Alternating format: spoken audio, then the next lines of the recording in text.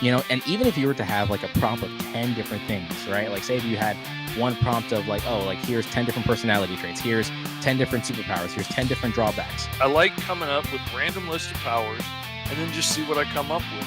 Imagine rolling just those things every single time. It's always going to vary. The possibility of that happening is again like a 1 in 10 chance, but it's like it shows that there's an infinite possibility. Always something else cool right around the corner that we can come up with, because there's no end to the prompts. There's no end to what we can roll up. We're going to be officially rolling for superpowers. This is usually the make or break.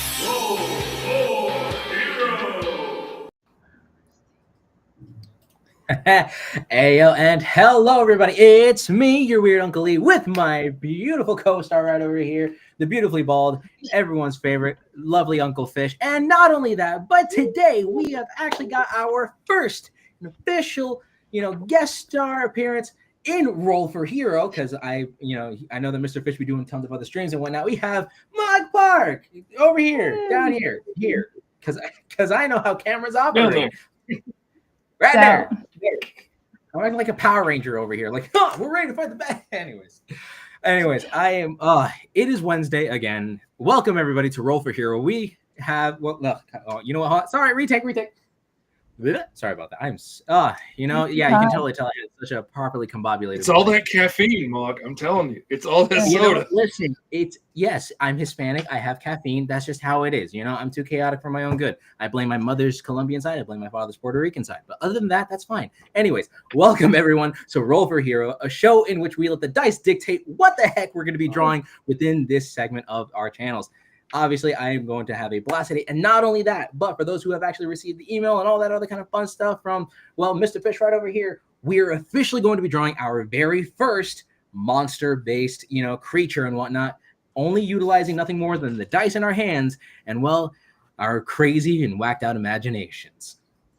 But other than that, though, I'm just saying, anyways, look, I'm yapping too much right over here. I think I'm the only one talking. So, what else we got going on in life, everybody? What's going on?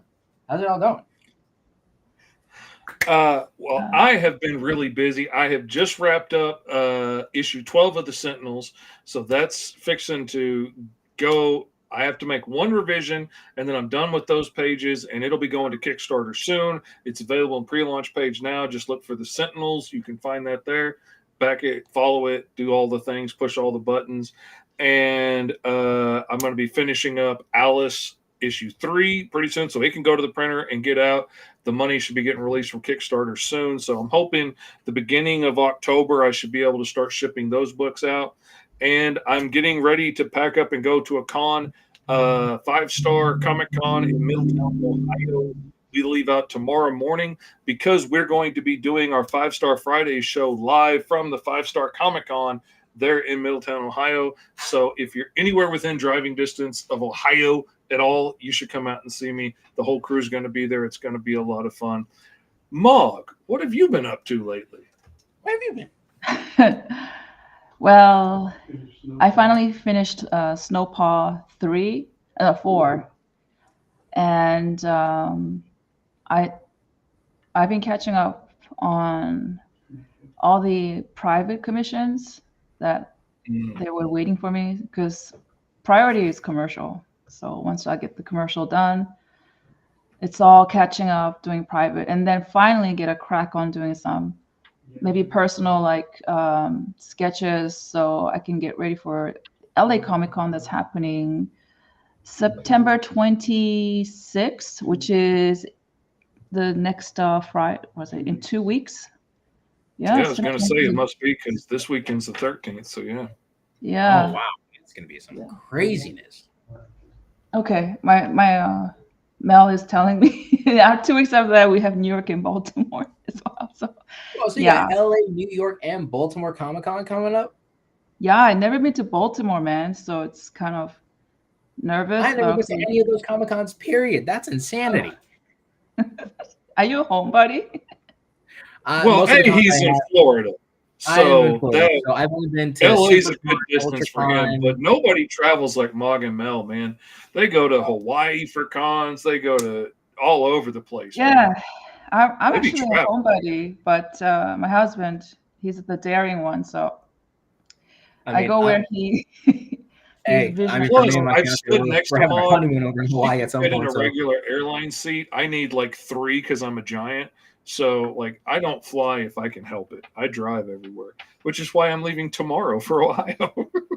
Wow, you drive only.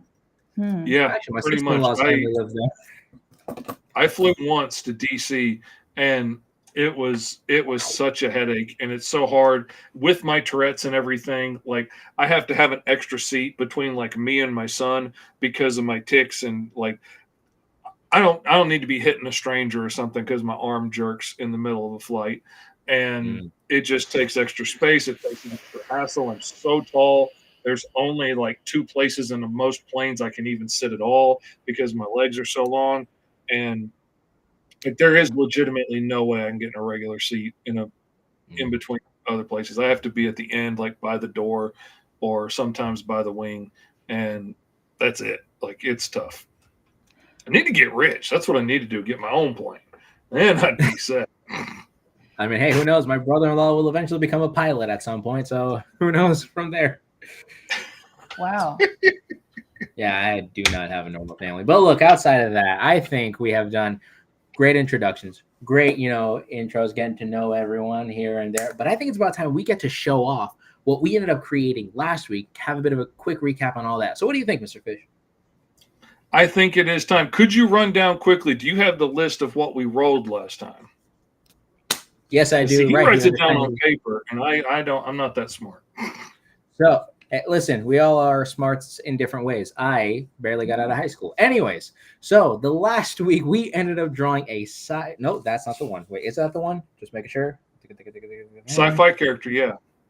Wait, hold on. Yeah, okay. Just had to double check on that because I ended up getting so fixated on the other one that I had to do. Anyways, we drew a sci-fi based character who was either who got their powers from a failed and or successful government experiment, had 1 major power, 2 minor powers. The major power was their animal / like weapon based kind of control. Not only that, we based the animal off of a cougar, so hence why we had so many jokes that day, and with a touch of flight. And not only that, they're an amazing hand-to-hand combatant. They are actually bound by a sacred oath, and not only that, their power comes from their suit. That was the last part that I just said. Their powers come from the suit was an optional bit, so you could have done that. It could have been something else entirely different. So that was the character that we ended up rolling last week here on Roll for Hero. Wow. And let's see what we.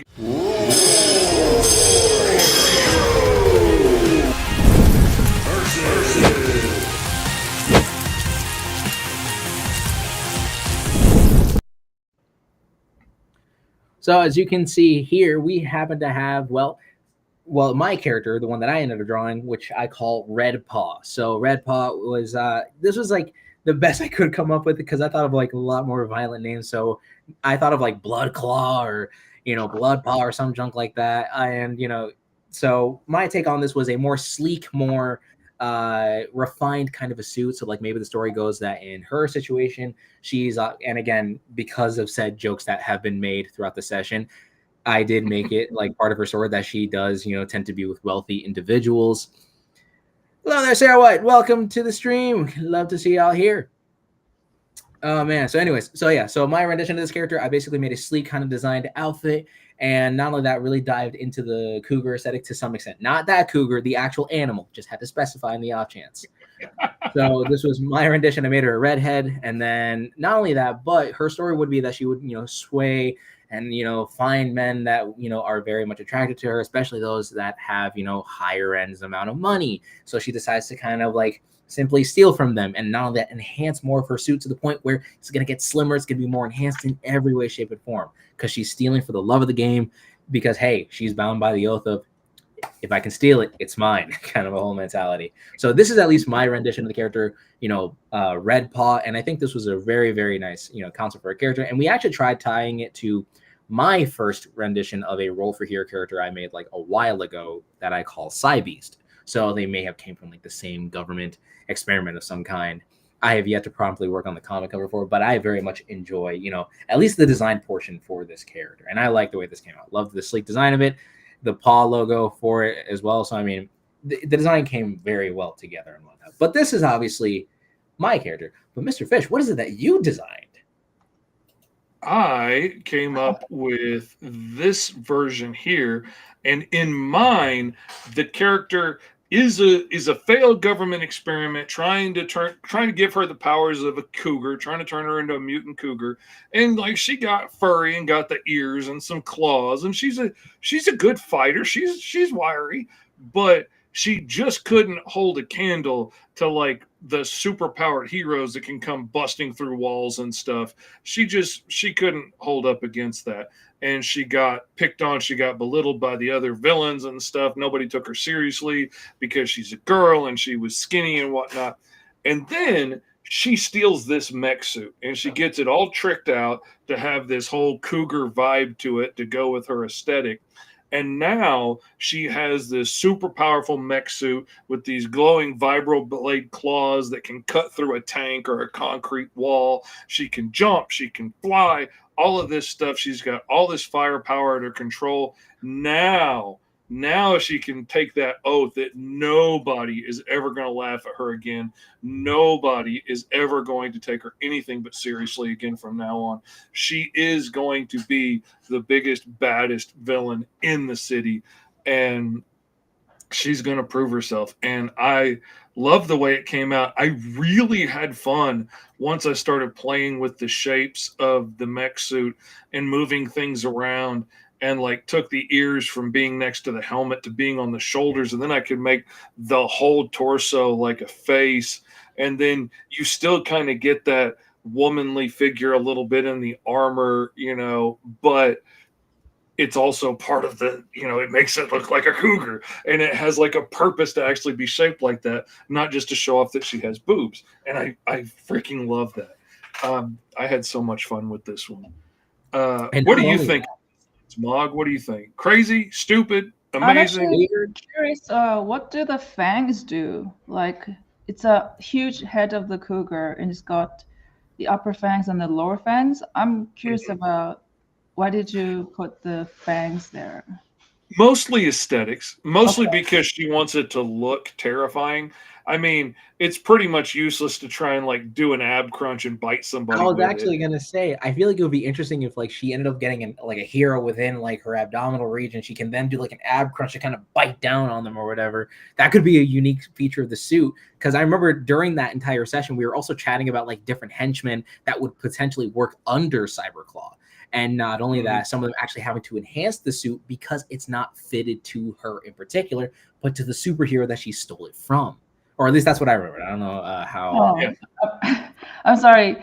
The reason why I was asking was I got excited because your design. You had so much fun designing it, and that you were coming up with all these ideas for each like design element. And I thought that I got. Oh yeah, like I mean, once I put the ears on her shoulders, I was like, oh, those would make perfect intakes for the jets that allow this giant mech suit to fly.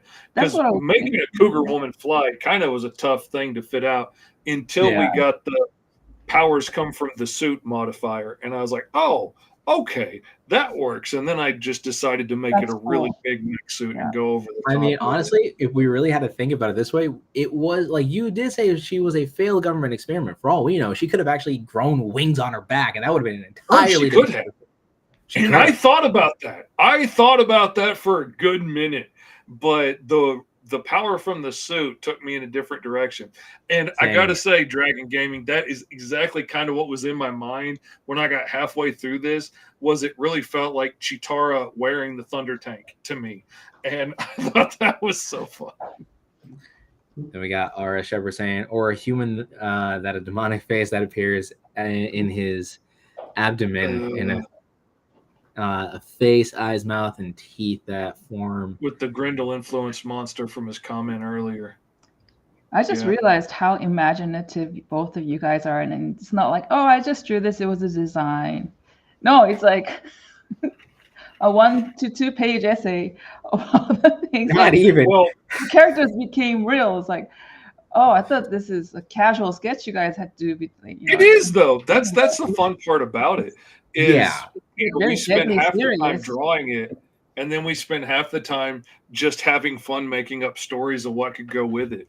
And yeah, because like, as much as I we love like it. designing, sorry, Mr. Fish, there, I didn't mean to interrupt you there, but it's like Oh, the no. joy of doing these entire, streams and whatnot. Obviously, it's just we're just here to have fun, roll up a crazy character, and then just see how this even works. Little did I know that I would actually create my very own like supervillain here on stream that would actually fight off my superhero team, because I'm in the process of creating or recreating a comic book called The Unbeatables. So in it, I do happen to have like a whole team of like 20 to 19-year-old age kind of heroes. They probably would fight off this kind of character or something like that. It's like, oh my God, listen, it's Tuesday. Can I not fight the giant robot? Like that's their whole mentality. But anyways, we got to show off the awesome art that we ended up doing last week. But speaking of fun and amazing art, how about we actually do the thing that we were supposed to do for the show? Isn't that right? Yeah. That's crazy. That's a crazy thought. It is just crazy enough to work. So let's get started. And how about we just...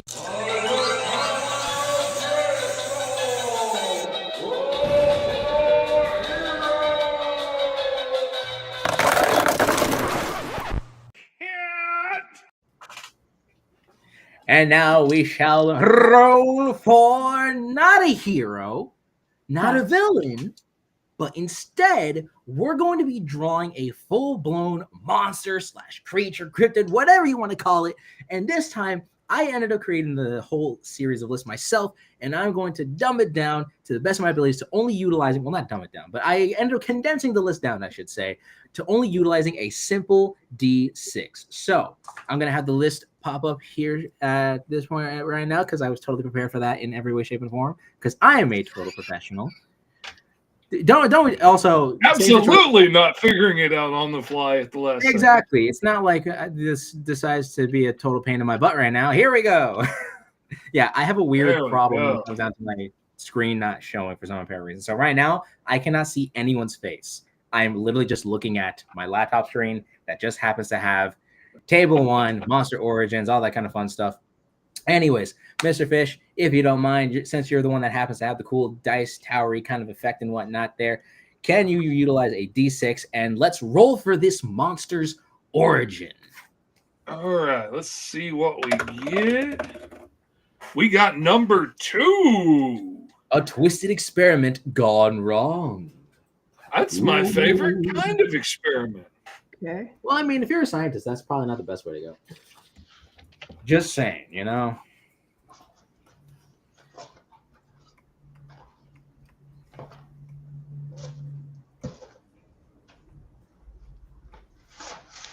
I write this stuff down and then I can't read my writing later. I think I have to write it down.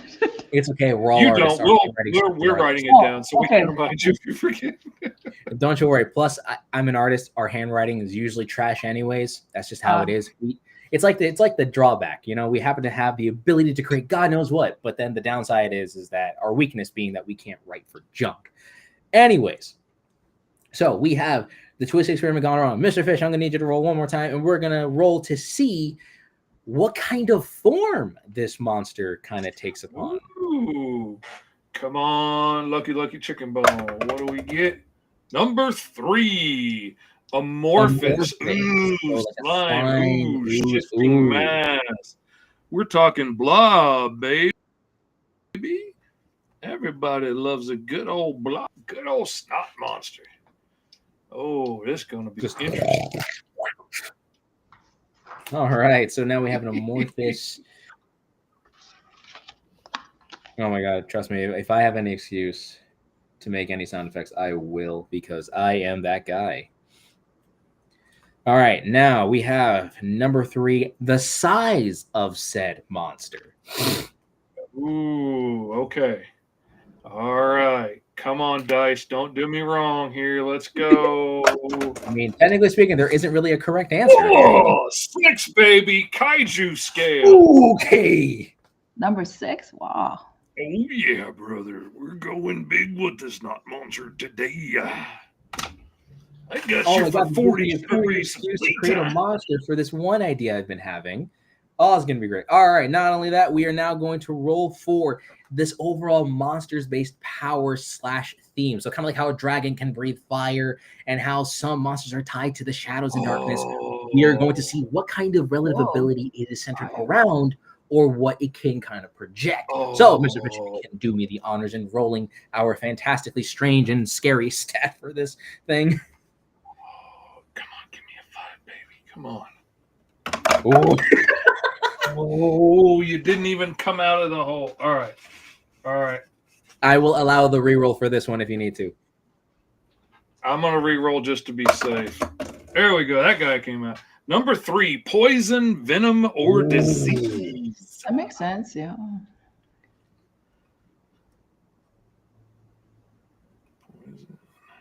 Poison, venom. You know what I should have done? I'll probably update it later. Give me a second here. Disease. Because I can spell. Like I said, I barely got out of high school. I went out with a GED. Baby. Anywho's. And so now that we have that out of the way, let's actually then establish the monster's potential weakness. Okay. Like all great monsters and kaijus, these guys happen to be big and gargantuan, but just like Goliath, he was struck down by a small little pebble. So what happens to be the pebble for this kaiju-sized monster? Give me Achilles' heel, baby. Let's see what we get. Number 6, its own arrogance.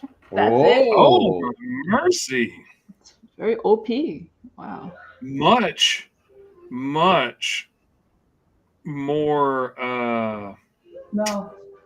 sentient than I was thinking. Oh, yeah. Yeah. And again, this is the point. This is what's crazy. All right. So now we have our potential weakness. Now the last, and of course, certainly not least, the monster's behavior. So we happen to have territorial, hive-minded, a manipulator, mindless, tragic. What is this all about? Oh, come on. Oh, my. Okay. Oh, come on. Number 3, hive mind. What? Okay. That's actually what I was hoping to get. I was hoping to get something like that originally. It completely throws a monkey wrench in what I was thinking now. Completely. Oh, my goodness. See, like manipulator, deceiver, I could have absolutely ran with. Okay, or so now predator. I am unfortunately now just gonna have to do the thing where it's now the infinity screen again. I'm sorry. Like I said, I could not see a single person's face all throughout. So we're gonna just hold off on that. So now, just to reconfirm everything that I have written down, we happen to have a twisted experiment gone wrong. And not only that, this monster happens to be an amorphous, a slime or some collective-based, creature that happens to be the size of like a kaiju, like Godzilla, King Kong, something of that kind of caliber.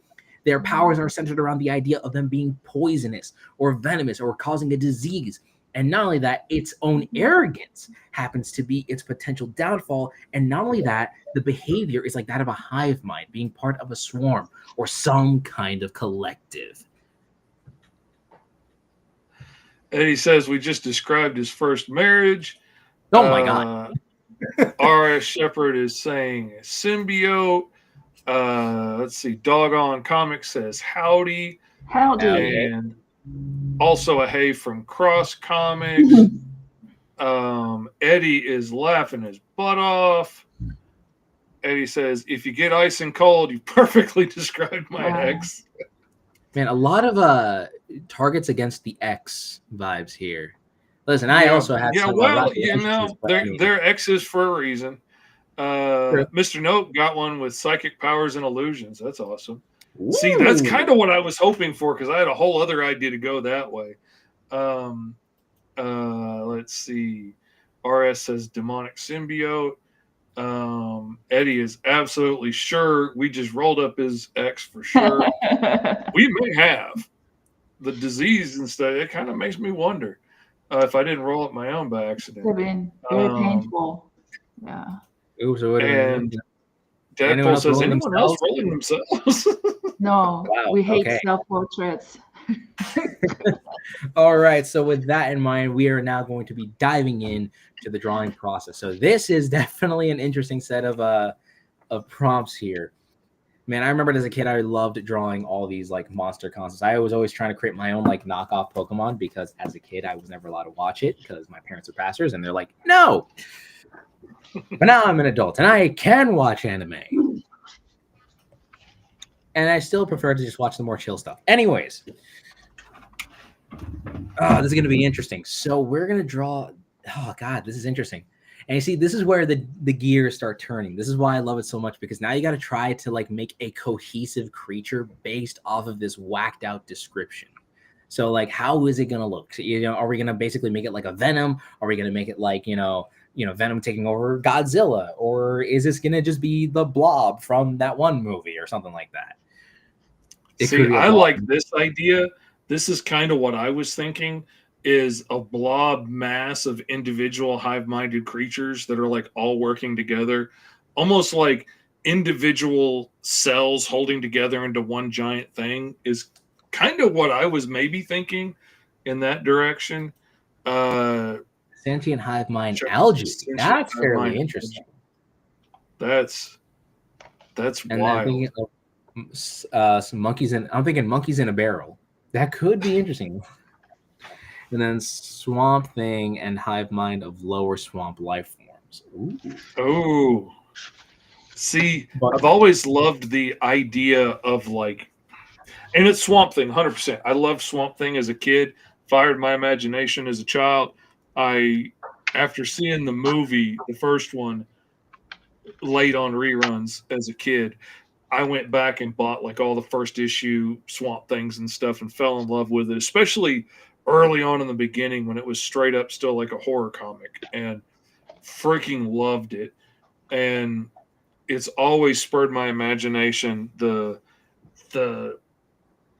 muck and the monsters and the reptiles and all the things in the swamp working together to become one thing.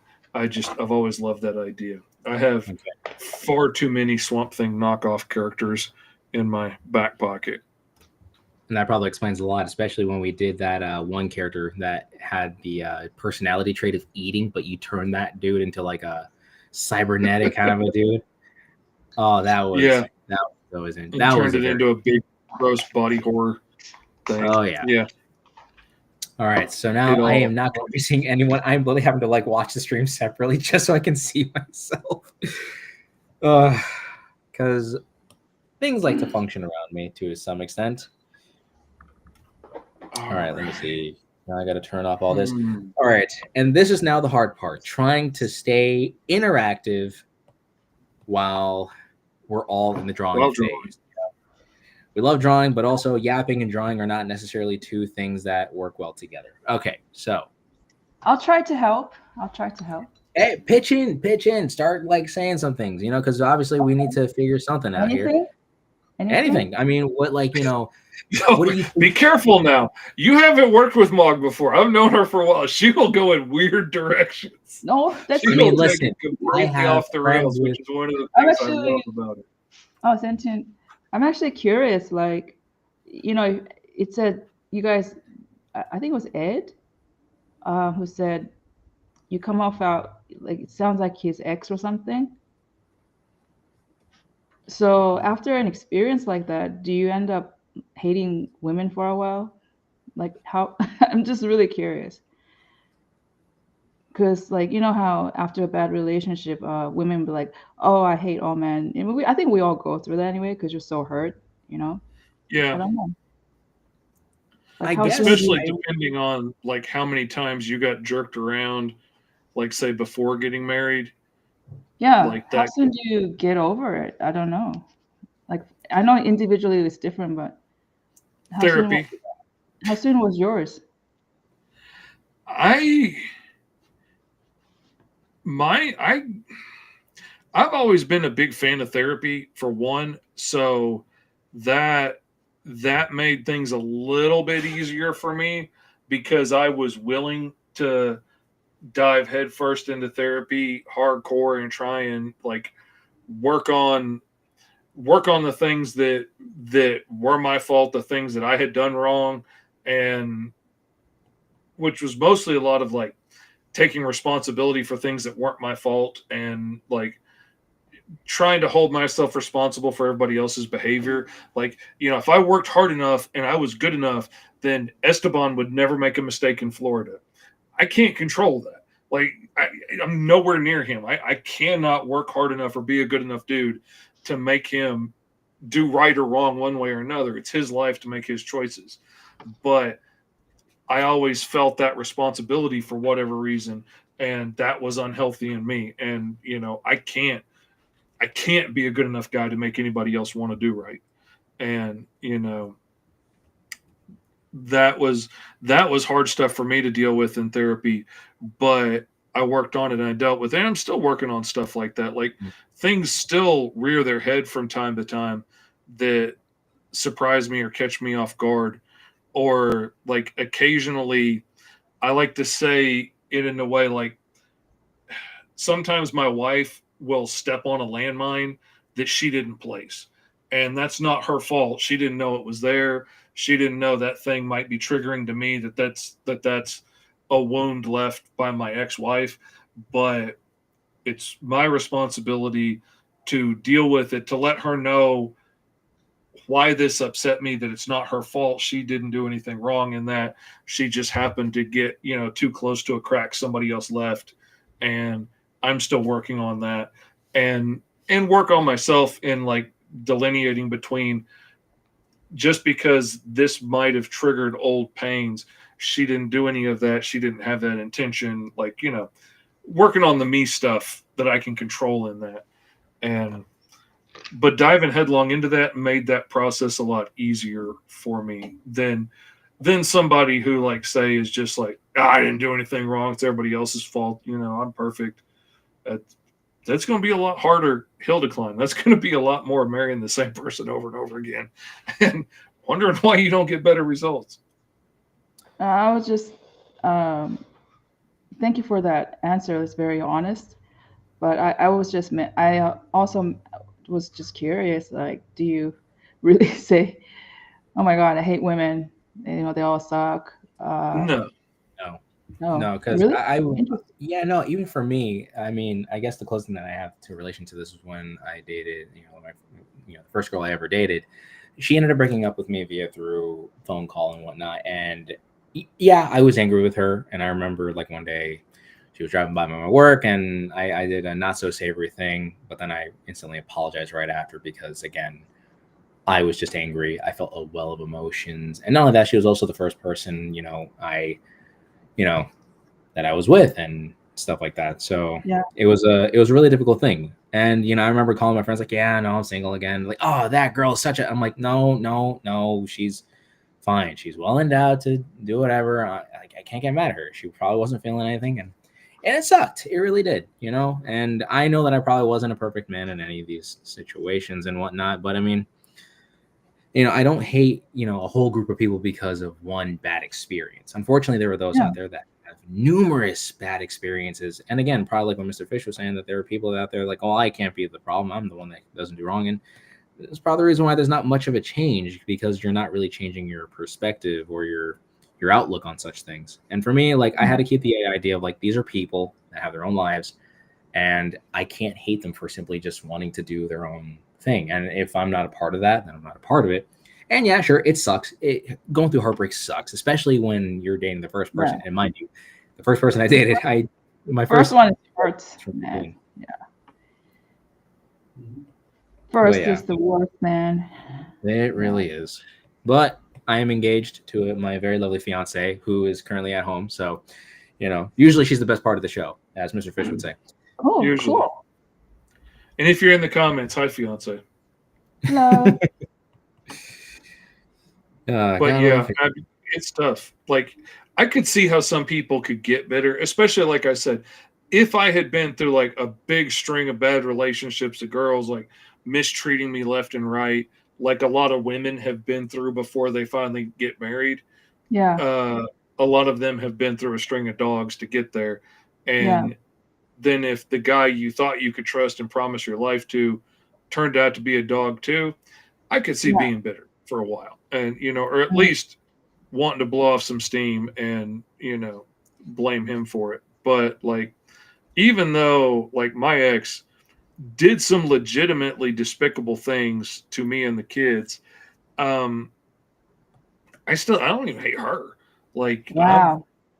honestly, I'm not even mad at her anymore. I was for a little bit, but I'm not mad at her anymore. Now I'm just kind of sad because, I mean, what she's having to live through is way worse than anything I could ever wish on somebody I was mad at. And I hate that she's missing out on a relationship with our awesome grandkids and stuff. And, that she's missing out on how amazing our kids have grown up to be and doesn't get to take part in any of that.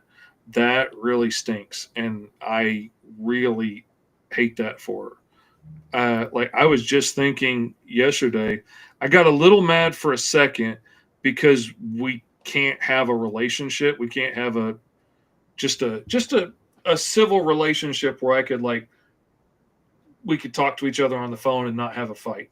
Like, I've had to block her on everything because I don't need the late night drunk texts telling me what a monster I am and stuff. Like, she's spiraling, and it's a shame. But for my own mental health and my family's, we've all had to block her, and I hate that. But like, I was trying to think of a singer the other day that was on America's Got Talent and didn't win, but went on to have a big career. And I cannot think of his name to save my life. And I know for a fact she knows. I know she has the CDs. And I wish I could just call her and be like, hey, Chris, what was the name of that dude on AGT? But I can't do that because she's always drunk and high and, is going to go on a tirade. And that makes me sad that I can't do that. But, like I said, I can't control anybody else. Nothing I can do about that. Well, I'm sorry that it went in this direction. Thank you for again sharing. I mean, weirdly enough, none of us again, no one expects any of us to kind of act the way that, like, again, how are we supposed to know that when it came down to rolling dice and trying to make up a monster, we ended up opening up about our troubles? That's in a weird way, that's like the joy of for Hero.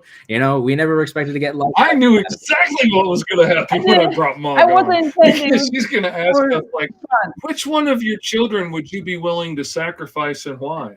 Like, she will ask the weirdest questions. You have very interesting viewers. I think they're very funny. So you guys have good viewers. Oh yeah. We've got some of the best viewers, and just some idea factories here. Like R.S. Shepherd, Sentient Mud called Mutt Monster. Yeah, they're helping with the name.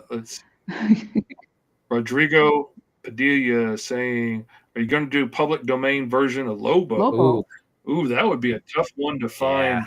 I mean, that would be difficult. And I feel like I will say that I feel like at that point, that's when there is a point in time where I feel like I'm literally just going to be creating at that point just official knockoff heroes and villains, because there's only so many characters in the public domain that I can really like pull from to give like a borderline 1-to-1 accurate thing of. And then there's just times where I'm going to be like, I'm just going to strictly make a full-blown knockoff character. Like, I ended up making, if I remember correctly, I ended up making my own knockoff Hulk because of the fact that, Hulk isn't, wasn't inspired from anything else other than like Jekyll and Hyde, but it's more like there isn't a character that, existed before Hulk to be like, oh, that's where I can get my inspiration from. So it's like, yeah, it's not like he's a direct Frankenstein knockoff or Tarzan or something that lots of people have made copies of. Exactly. So I feel like at some point, lots of versions of Thor. And I feel like at some point I would rather just I would love to dive more into the realms of just making, I guess, just more like just take public domain characters and then just redesign them, and then probably have y'all suggest whether or not they should live in my like Marvel or DC centric world, or better yet, probably my own comic book universe that I'm trying to put together and whatnot. So I mean, I'm not against it, but I feel like at some point, I don't know how much longer I can actually go making more public domain Marvel and DC knockoffs, until at this point I'm just like, I would rather just make my own superhero universe, which I have, and I'm in the process of actually getting together. So, you know, it's a very tricky task trying to make your own, like, again, like trying to find characters of that caliber. I feel like the screen that I have right now isn't like the canvas size isn't enough to fit what I want for this character or for this monster. Oh yeah, trying to fit this into my normal vertical format has been tough. Yeah, so because I definitely feel like my concept for this thing is a lot wider than anything else. Like I'm going for taller and wider, so because I don't know, I got to see what y'all are currently coming up with right now. So sorry in advance for just the infinite screen now. What do we got over here? When did you start, Esteban, to start your own comics? I mean, your comic characters. So do you have a lot built up so far? I'm so sorry. Can you repeat that one more time? I felt like I really interrupted. When did you start? Like around this year? Like, hey, I'm gonna just make my own characters. So I started drawing since I was 5, and obviously due to superhero cartoons and, you know, a lot of those other influences, it has very much inspired me to create, you know, my own stories. And it wasn't until like I currently work at a gas station, and one day I remember waking up early, and my whole gimmick, like literally my whole routine was I would wake up at like 2 or 3 in the morning. I'd get to my job, I would sit down, draw for 2 hours, clock in by 6, get off at 2, proceed to draw the Abominable Snowman from Bugs Bunny. I didn't even know that. Anyways, but I'm going to grab him and love him and name him George. Well, anyways, I started. So like one day there was like a snapping moment where I'm just like, dude, you wanted to be a comic book artist, and all we're doing is just like drawing all these other characters and not really doing anything with them. So then there was like that moment of like pursuit. I'm like, okay, fine. So in 2023, I like went gung ho for it. And every morning I was drawing like a page or 2, 3 pages of like my comic book. And it came out to be a 52-page book called The Unbeatables, a team of about 6 random superheroes that come together to fight off the world's craziest threats that just happen to exist in the land of a fictional city in Florida. But my journey did start sometime in like 2023, and then 2024 is when I officially opened up my business as Ultra Comics, and then, you know, kind of went from there. Wow. You just wrote a script, not knowing the story? I mean. Oh, I went gung ho, no script, no nothing. I'm like, all right, we're just gonna just randomly chuck in characters. So I obviously had my main character that I had since I was like 12 years old. His name was Powerful. He was like this monochrome, like black and white style kind of superhero. At first, I ended up making him a whole Ben 10 knockoff, and funnily enough, it was actually because of that. That's why Mr. Fish followed my journey into making the comic book, because he thought I was gonna get sued. Oh yeah, I was like, this kid's gonna get sued. And I came along to watch, and but it was really interesting because he started out pitching his stuff from the beginning in TikTok, like, I'm going to make a comic book with Ben 10, Spider-Man, blah, blah, blah, The Flash, and he was pitching it that way, and I was like, oh yeah, this kid's getting sued for sure. I was like, I need to follow along just to like warn him. But I realized pretty quickly he was using that as a way to explain it to people that made sense to the average person watching on TikTok. And after a while, he went on to explain, this is going to be my version. This is like my character. This is the easiest caveat for you to understand who this character is, you know, as Ben 10 or Spider-Man or whatever, but it's my character, this, that, and the other. And it was really interesting, and not for nothing, for just starting out and flying by the seat of his pants. The book was really good. Wow. I thoroughly enjoyed it, laughed out loud, yelled out sound effects, cried out, you know, page turns. Like, it was good. I'm glad I thought to film myself watching it, because reading it, because I made a lot of faces. It was a lot of fun. Yeah, especially because I have like a more TV minded brain. So when I draw out my comic, I always think about it in terms of like, how would it play out in a cartoon, which is probably the reason why there's more actions and more visuals being done rather than like talking, you know. Mhm. Lots of funny like anime reaction takes and stuff, and Oh yeah. all kinds. Especially in my most recent rendition, there's like a scene where, you know, like you get to see some of the characters finally meeting up together, and my main character is just kind of like, hey, real quick, do you mind if you can just kind of step to the left a little bit? Actually, you know what, while I'm at it, I might as well kind of show it off here since I have it on the screen and whatnot. There you are. So yeah, this is my book right over here, if you can see it there. Yeah, one. Yep. It's like Power Rangers feel. Honestly, I'll take it because I've been on a weird Power Rangers kick recently as well. But here's this scene over here where it's just like, look, I think we should take care of filling out the junkyard with these mega-sized clankers before we get into knowing each other like that. Also, you guys might want to move a little to the left. What? Why? That's why. Can we hold all questions until we're done scrapping out these bucket of bolts? Yep. Yeah, you betcha. Oh. This is black and white. I'm going for a more manga aesthetic for most of my stories. Plus, it's just more easier to fill out it's more easier to get all the art done that way, in my perspective at least. I can color a character, but I'm not really a professional colorer in comic books because I know that there's a lot more that goes into that. Yeah, sometimes I get comics done by newcomers, and they show me their issues, and I ask them, did you color this yourself? And the answer usually 10 out of 10. When I ask that, it's yes. And I kind of wish like they didn't color it because their skill is so raw. Amateur. It makes it look even more raw. But then when they show me their line work, because they draw line work a lot more than coloring, it looked so much better. And I always got into this dilemma, like, how do I tell them very nicely, maybe you should just stick to black and white or hire a colorist because it's much better that way. Mean, the best way, if I had to ever put it into nice words, I would be like, I see the direction that you're going with this in your colors, but how about you keep enhancing your black and whites, so then that way you can then, you know, give this over to a colorist, so then the colors can be enhanced by your shading. So then that way, you know, maybe it's like a light. I mean, that's just my opinion that nobody asked for though. But, you know, I don't know if that would help or not. Yeah.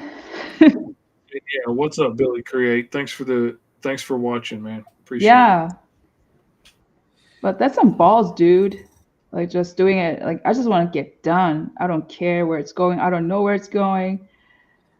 And to think like that one singular book got me into this entire, you know, like situation here. I mean, I would have never met Mr. Fish. I wouldn't have met Ezra, who then would have introduced me to the entirety of everyone that I know now, especially Mr. Fish and now you. So it's like, you know, I got to give credit to where credit is due, you know, because had I not made like a video or had I not made one particular comment, I wouldn't have got the response that I've gotten and then got to where I'm at now. So I'm very glad. I'm very thankful too that I'm in this position in like getting to know amazing people. And not only that, but getting to see how other people think and, you know, how their styles, their method of working, you know, on comics and storytelling and whatnot. You know, it's a really interesting thing to kind of see, you know, and to get to experience too. And I hope one day that I'll be able to finish, you know, my books and whatnot. So then that way I can go to a con, probably, you know, go bug Mr. Fish over in Ohio. Now I have 2 reasons to go because I have my sister-in-law's family who lives up there. And then, you know, now, you know, there are cons that are being held that Mr. Fish goes to. Ooh, okay, now I got to bug the man. Got to keep picking at his bald brain there. Hey, you're always welcome to come by, man. That's part of why I enjoy hanging out with Esteban so much, is because part of me is a little jealous that he's growing up, you know, and coming of age in the time that he has, because he has access to the internet and all this stuff. Like he's in Florida next to Kablam. Like he drove to Kablam to pick up his first that was the comics. most embarrassing story. He drove from Florida? Well, mind you, I live about, so I'm not going to fully state where they are located because I don't want to put them on that kind of situation right now because Kablam is strictly a like online business. All their stuff is online. So if you ever want to get your books printed through them, stick to online, follow their stuff exactly. My dad and I had no idea what we were doing. Obviously, this is the first book I've ever made, period, the end. And I was like, okay, how am I going to actually like get this book done? And, you know, I sent the files, I did whatever. And we actually ended up going to their office. And little did we know that I ended up just being the smooth brained man myself, smooth brained in the way that I didn't have enough wrinkles to know this. But I was like, oh, it was just a simple little formatting type situation. And then not only that, but we were able to give them the files, and I ended up saving a couple extra bucks. So if I ever decided to start, like a secondary print run, I could, because we ended up paying the full price when, the price was for printing and shipping. And I ended up getting my first book. I felt so embarrassed. And not only that, the funny part is like on the official LLC of my company, I'm the owner of it because it's my company, but my father's the manager of my company.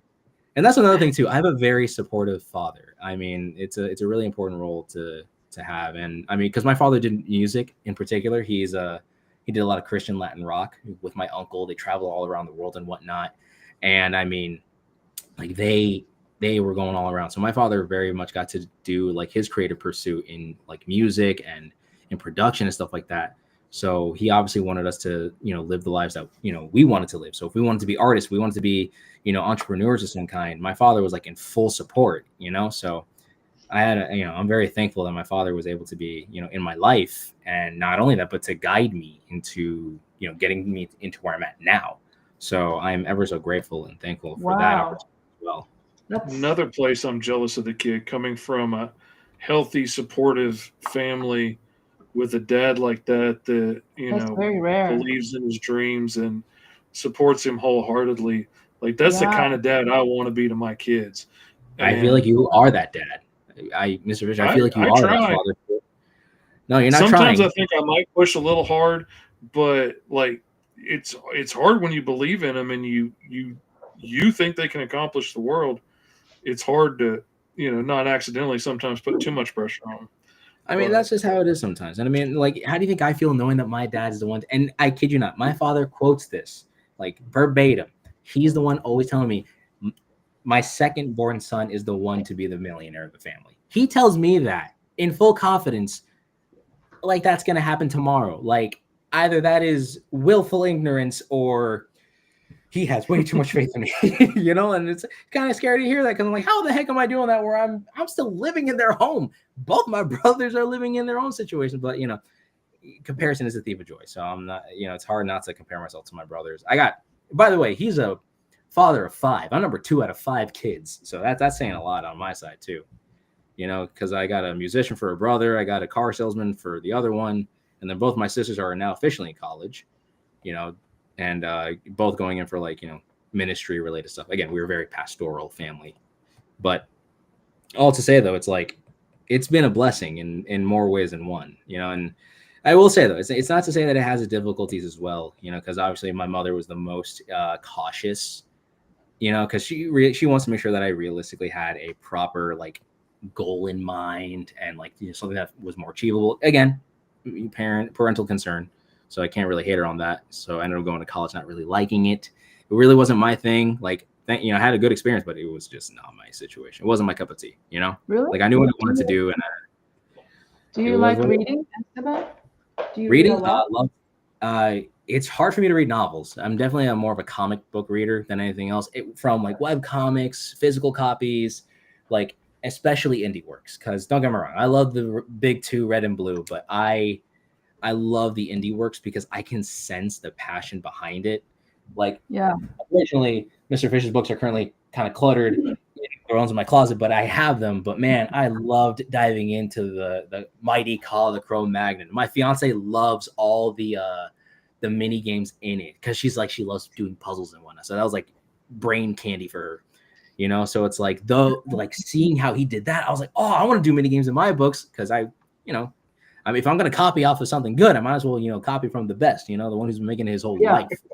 Yeah. That's what I do.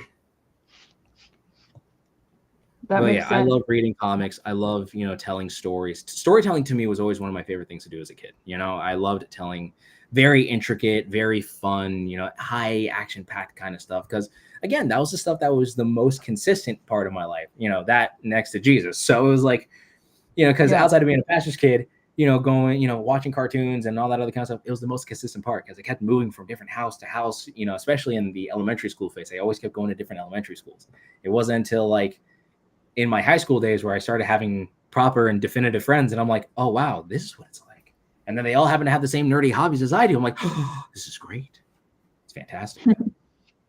So you could almost say that. So you could almost say that you learned proper English through reading comics.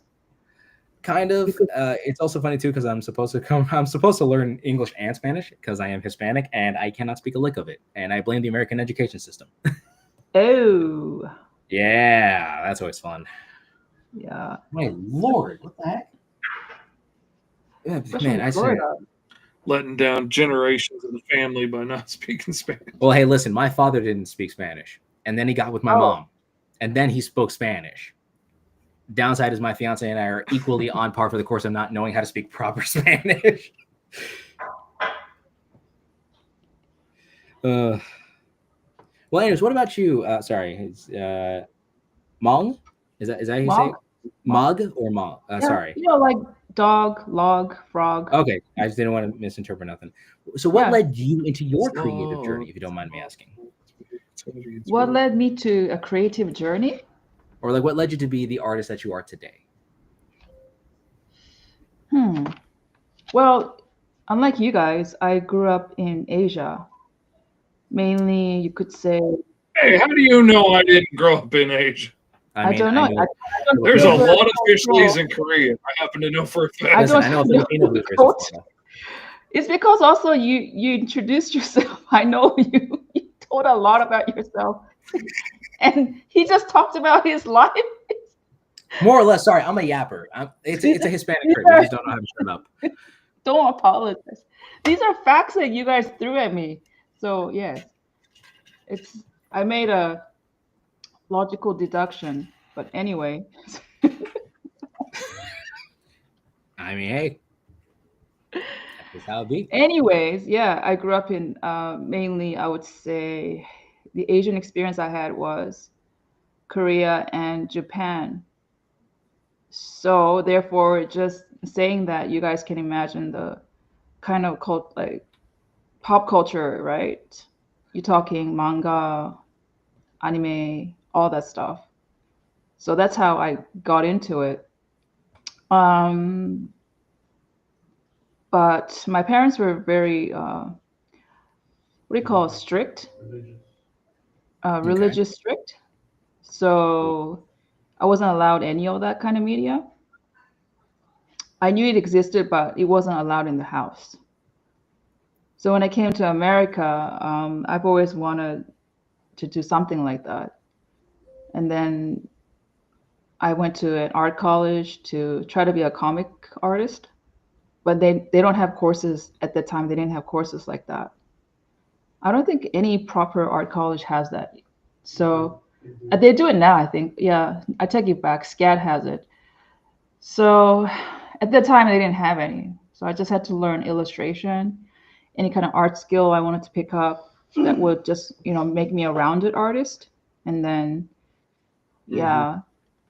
But the thing is, I have all these, how there's certain types of people who has very lots of ideas, all this potential, but they don't have that direction to set a goal and just accomplish it, like that vision board thing.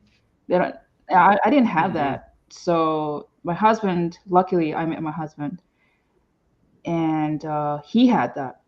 So the two powers combined just led me into where I'm at. I have to say, I don't think I would ever be here without my husband. So I think I must have done something really good in my past life to have to shut up, Mel. Or really bad. He's behind me.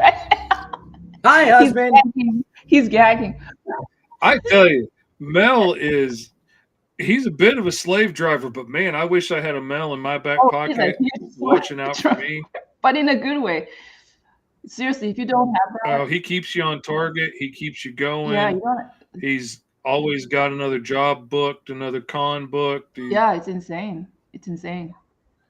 I'm jealous. Yeah, get in line. She was trying to get up. She was talking about how terrible he was on one Yeah, show remember? before the show. And eventually, like, all of the rest of us artists started like ready to make bids on him so we could Oh, have you him, were there. because everything she was complaining about, I was like, God, I wish I had somebody doing Yeah, that. I think one of the guy actually started off saying, you know, Mark, if you ever separate from Mel, can I take him? Remember? Man, we could work out some kind of custody agreement and split. He's used to flying anyway. We can just trek him from one side of the country to the other, and we But you know what really helped? all have our melt What really time helped me? to help us get our acts together. Yeah, actually, you're right. But Because being a creative is one thing, but yeah, man, getting stuff done on yeah, that time, part. hitting deadlines, staying Yeah, organized. even getting I paid for a con last year I didn't go to because I forgot and thought I missed it. Oof, really? big one. Oh yeah. Oh, that sucks. Oh yeah. Oh my God. There's like $300 I lost on Holy that crap. because Yeah. I forgot and I missed the email confirmation Oh God. because I stink at checking my emails. I bet you're not the only one that happens. Yeah. Oh no. That's why I'm always saying, like, there is so much room in indie comics, particularly for people that aren't artists and writers. Like, I know there's a lot of people like me that could use somebody who's just well organized and wants to help out and could make sure that, like, stuff gets booked correctly, and I know what hotel I'm supposed to go check into and stuff, so I could work on pages while somebody else made that phone call, or, check the email and got all the information together, or, all that stuff. My wife ends up doing half the time for me and hating it. And we love her Oh. for it. Oh yeah. Let's see. Aura Shepherd says, started writing comic books, many of them, and I've now expanded into writing novels. Ooh. I'm currently writing 2 at the same Damn. time. That is awesome. Good for you. And Eddie Vaughn says, the only Spanish I know I learned from the Taco Bell Chihuahua in the 90s. Yo quiero Taco Bell. Yo quiero Taco Bell. Yeah. I know like just enough phrasing to kind of get me by, because I used to work at a KFC. Worst place to work, by the way. Oh, really? I used to work Wow. there, and a surprising amount of Hispanic. No. I worked at a gas station in the projects that was basically a liquor store. That was a rough Oh, place. liquor store. Yeah.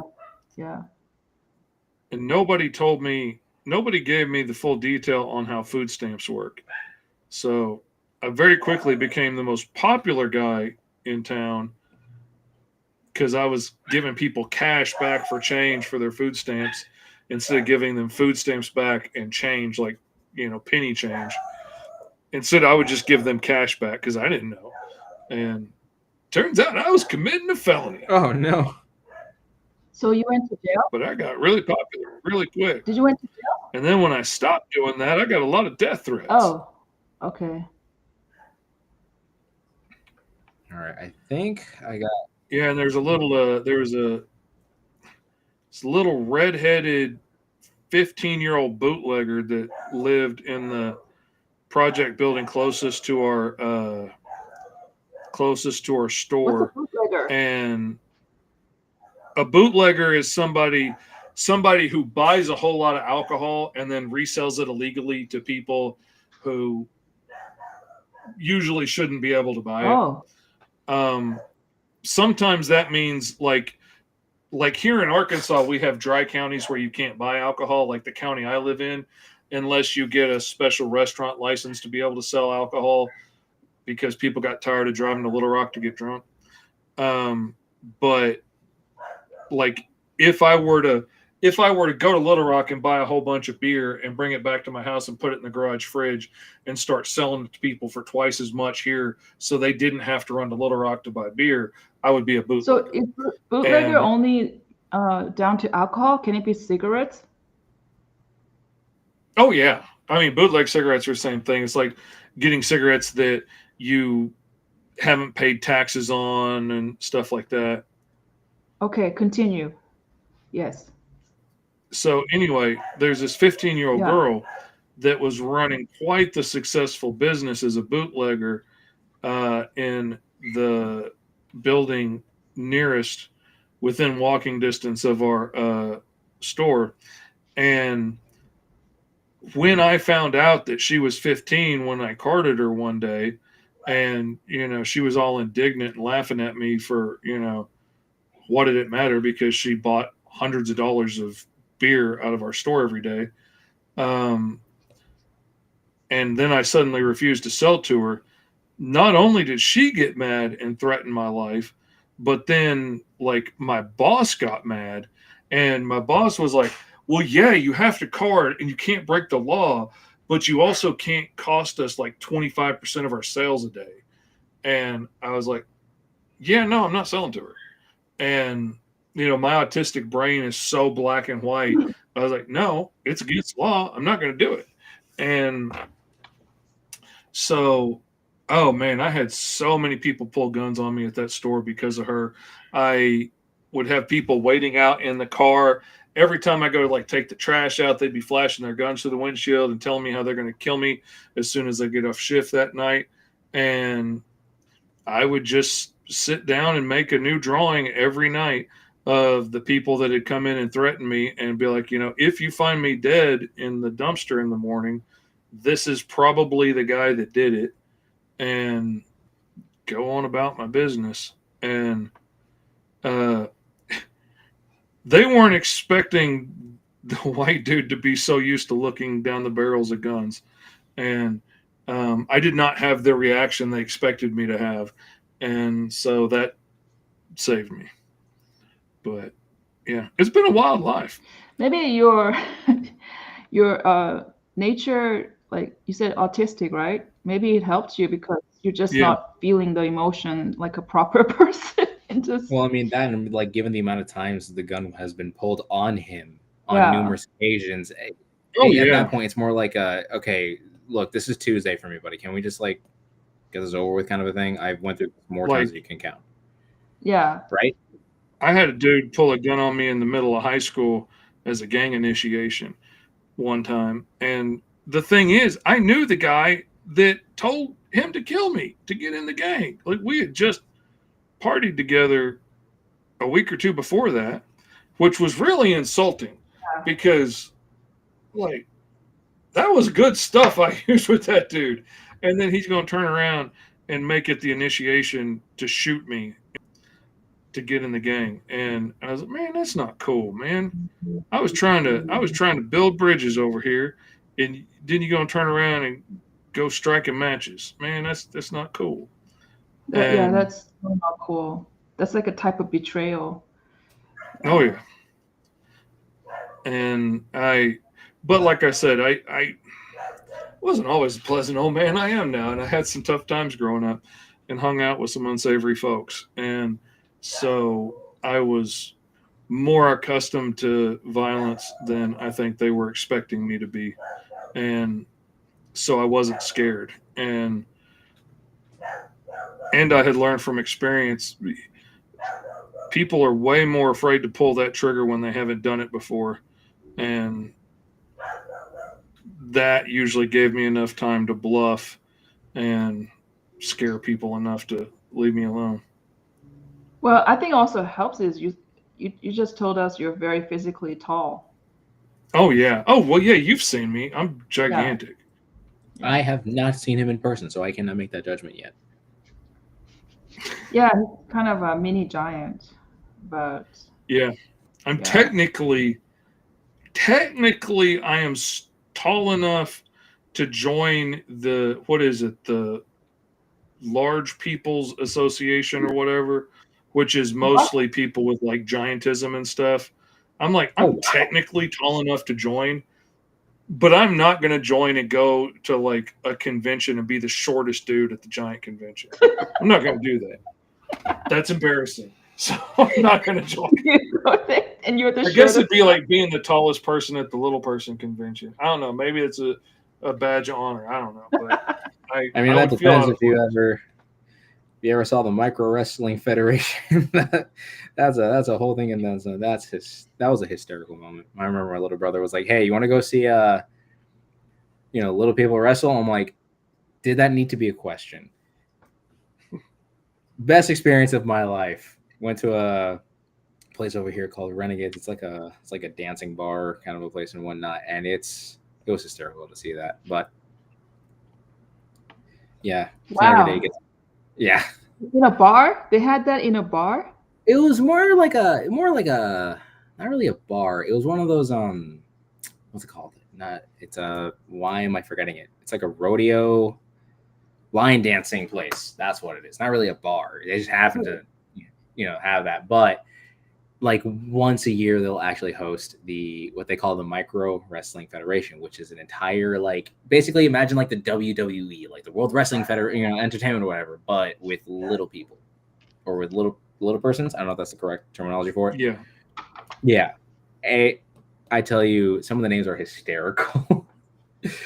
Like All micro puns jacks, and stuff. all height and size puns and whatnot. But other than that, yeah, it was a hysterical moment. I will admit. Wow. Only Yeah, in the state of Florida would something like that ever happened. Oh, Are it's you allowed, everywhere. are you allowed to take And some pictures? of those groups travel all over the place. Oh, wow. Yes, you are allowed to take pictures, but in some cases you would have to pay for it because Yeah. it's how they make their money. Yeah. All right, I'm in the line designing process of this. I just went with an amorphous blob with eyes and a Yeah. 'Cause mouth. I keep getting stuck on the word slime. So I'm just doing lots of blobs becoming huge. But unfortunately, I'm working with watercolors. So I'm waiting for that to dry and this to dry. I'm just going by layers. I'm just having fun, guys. I'm not taking this seriously. So I Yeah, apologize. you need If to you're have This fun. is not a Listen, a if there's serious anything you need challenge. to do, There if is it's any- there is no belt involved. There is no medals. There's no awards, no titles. This is having fun and being creative. creating yeah, art it's that actually inspires all and hopefully pretty inspires more. pretty soothing. Thank you guys. Thank you for inviting me to your show. Oh, Absolutely.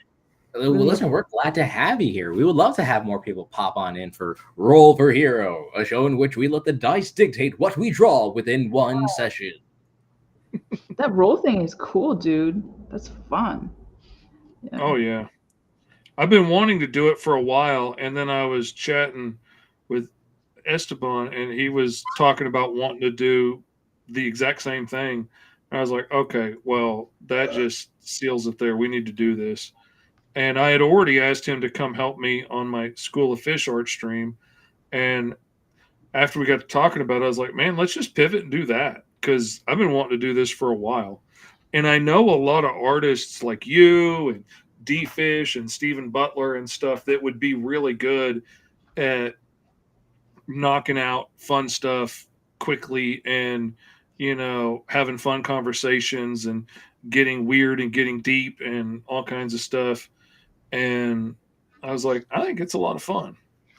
Heck yeah, man. It's a blast. And like he said, it's fun sometimes just to get to do something for fun sometimes. And I don't get to do that very often at all. Yeah. I feel you. I'm assuming because both of y'all work more in the art industry and y'all really don't have that much time to really get to like draw for fun's sake, And for me, it's like I wanted to do this as like a fun video series so I can draw for fun, but also still make content for at least my YouTube channel and whatnot. Because originally I was just kind of rolling dice and then just kind of going off of that and then calling it a day. But when we decided to like pivot the School of Fish thing to then kind of turn into Roll for Hero, this was a really fun opportunity to just kind of like take it easy for once. Because again, I love drawing all the public domain heroes, but there are some times where I'm just like, I am really not in the mood to make a knockoff superhero character. I just want to just draw some weird thing and just call it a day. Mm-hmm. Yeah. Like And I love the exercise of having to make it work. You know, that was one of my favorite things about role-playing games was rolling up a character and getting the most random set of powers and then trying to figure out how was I going to make that work into one cohesive character, and you know, how do I make speedster and ice powers make sense together? But you know, then I ended up with a character that is skating around on a sheet of ice like an ice skater and gets going super fast. And I love making it work, making it make sense somehow. Yeah. And Totally. it's such a fun challenge for me. That part, the problem solving part, it takes Mhm. time. It depending on like what it is. The more complexity there is, the more chaos there is. But after a while, you get it all done. It's cohesive, and it usually comes down to something almost simple. And I don't know, it's really fun. It's like problem solving, right? oh So yeah, Oh yeah. it's in yeah, a strange way, it kind of scratches that little imagination itch, if you will. And not only that, I mean, like for instance, I would have never thought in the entirety of my 26 years of life, you know, that I would roll up a steampunk alien that has elemental control, flight, acrobatics, and you know, like telekinesis, you know, and then now I got to try to find a way to make this work in a steampunk setting, and it's an alien, and they're selfless. How am I going to make any of this work? And then thankfully, I managed to come up with something. So I was like, okay, wait, that's not too far off, you know. So yeah, it's like, It's again, fun. it's fun. It challenges, yeah. you know, the mentality of like, okay, how are we going to make this work? Sometimes you have to work with convention, you know, with the Mhm. most conventional option. Other times, chuck conventional options out of the way, because I mean that's not going to make sense. I need to draw a Exactly. dinosaur with, you know, laser cybernetic parts and whatnot. Who knows? You know, that's the fun part about drawing. You get to, you know, touch on such very unique topics that, you know, not many people get to the luxury of getting to get to unless you're working for like the big two, red and blue, on some weird whacked out one shot. I was saying Mhm. that I 5 think times fast. what we're doing is creative problem solving. It's a type of kind Yeah. of math almost. I think I would say it's more advanced math. The only math I am good at. It's kind of fun, right? Yeah. Oh, So this It is is. a blast. This is yeah. like a ton of fun for me, and especially like, again, back to kind of like what Mr. Fish was saying. But in my case, you know, I've been playing a lot more traditional D&D with my friends and whatnot. Like I ended up running like, I don't know if we're gonna continue another session of this at some point. We really have to find like the time for it. But like to create candy-based pirates, or like candy-based like a candy-based fantasy world filled with these like pun-based characters and, you know, all that other kind of fun stuff. And it's all centered around food, candy, or something of that kind of caliber. You know, like I remember coming up with a bunch of different ships and different like captains, like Captain Black Licorice, Captain Caramel Claw, Ooh, the delicious. Cloud Raiding, the what was it, the Cloud Raider Pirates or something like that, the Cotton Candy Cloud Raider Pirates. That's what it was. You know, like coming up with a bunch of weird ideas, seeing how that manages to work out in a world filled to the brim with food, fantasy, and whacked out weirdness in every way possible. You know, trying to see like what dilemmas they're a part of, how do they solve out of the whole situation. That's just like the glorious wonder of D&D and the whacked out insanity that you can pursue if your friends go along with it. Yeah, I don't know if you guys relate to this then, because you know we're talking about like problem solving and it's kind of interesting, right? And we Mhm. find it very interesting. Like for me, I love the research part. So Oh yeah. do you guys Oh, I can What's imagine. up, Yeah. Lauren? Ew. launch? Oh, What's up, Cedric?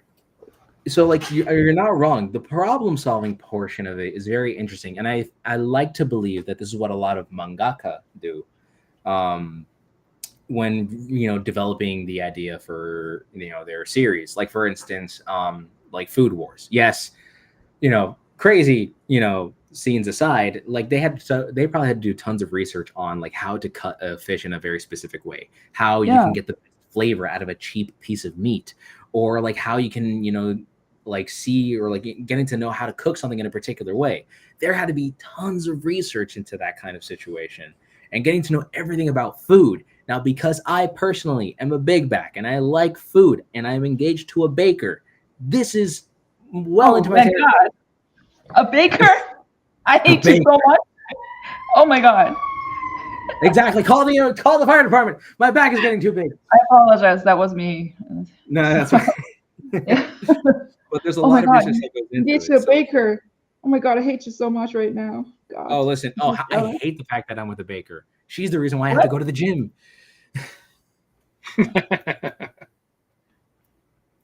Love her I to was bits, in though. perfect shape before her. I don't know. I I was feel also like- 15. I was in I my don't know. perfect, pre-Santa Claus phase. If my husband goes back in time and met me and a baker and he had to choose, I think he would choose the baker. I mean, you get sweet treats and little snacks here and there. I don't blame the man. Now, obviously, I'm glad that he was Travel with would you. have to be a lot cheaper on a baker. Like you could just set up shop and make money. You don't have to go to cons to make Yeah. money as a baker. Or they're hired to go to a specific event that might hold, some type of like something of that kind of caliber. Because apparently, where my fiance works, to keep that very, disclosed, I don't want to get her in unintentional trouble for it, but she does work at a really high-end establishment. I'm talking like we got more money than you kind of a place, like a place where celebrities go to on holidays. What? Oh yeah. Dude. My mother-in-law will always brag about the fact that she got to see Dwayne "The Rock" Johnson butt booty naked. So I mean, Wow. hey, it is what it is. I would brag too if I got to see. I mean, he ain't my cup of tea, but I would brag 100%. And I think she may have massaged, because my mother-in-law, or my eventual mother-in-law, is a massage therapist. So she will probably have stories of like, oh yeah, I also got to like massage Robin Williams or something like that. So I'm like, oh, Robin okay. Williams? What? Oh yeah. Wow. The most I can flex about, the most I could say is like I met the voice of Batman and I met Jason David Frank before they passed. So Wow. I mean, it is what it is there. Awesome. It's still Oh, awesome. it's a lot of fun. I mean, but I got to go to that fancy place, and it's like, it's gorgeous. I mean, I guess I can just, I guess I'm not really in trouble. I'm not really fully displaying what they do or anything like that. But, I guess I did. I don't know. Well, it's called the Breakers. It's like one of the most fanciest hotels here in West Palm. So is it like a restaurant in a hotel? Sounds like to me. it's primarily a hotel first, and the area is like the hotel. It's not just like the hotel. They even have shops that are like outside of it. So there's like a lot of these fancy decor places. It has an ice cream shop inside. There's just a lot of things that you can do about it. But it's gonna like cost you. It's gonna cost you some money and then some. God dang. Oh yeah. Eddie, how does The Rock urinate? He Dwayne's his Johnson. Oh my God, I love you so much, Eddie. Dwayne's his Johnson. Oh my God. Oh, I love it. I love a pun. But it's like, And I will say though, my fiance for my 26th birthday, my fiance ended up getting me going to the steakhouse at that hotel area, and I'm telling you, that was the best filet mignon I've ever had. But man, if I was trying to eat that again, I would run my pockets dry, because those suckers are like $100 per like thing of meat, and I'm just like, oh, okay, I'm okay. So those employee discounts really come into benefit there. Damn. Oh my God. And the most I can do is That's get a potential amazing. discount on a candy bar at my gas station job. But you can get an extra large candy bar, babe. Go nuts. Anything from these two shelves. Don't go up here. Keep your eyes off of the top shelf. But anything from these two shelves, I got you, babe. Nah, However, I feel like she's too fancy for gas station chocolates and whatnot. she's not a chef. All right, but- ain't nobody too fancy for a Twix bar every now and then. Come Okay, on. no, you're not wrong. But if you had to say, like, if it was a choice between like a Twix bar and like some fancy chocolate that has like a really, indulging filling inside of it, she's like, what is the filling in that little chocolate bonbon? Okay, Mm. I mean, yeah.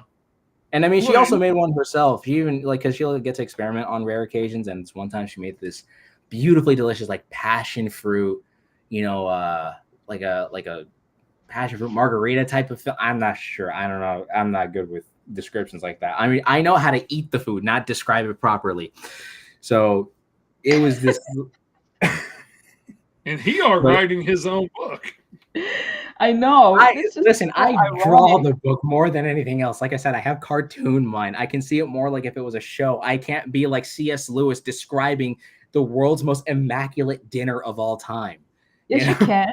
Yes, you can. In a dialogue, in one of the characters, you take their persona and then you just say maybe in one You got sentence. away with words, and you got a quick wit. I think you sell yourself short.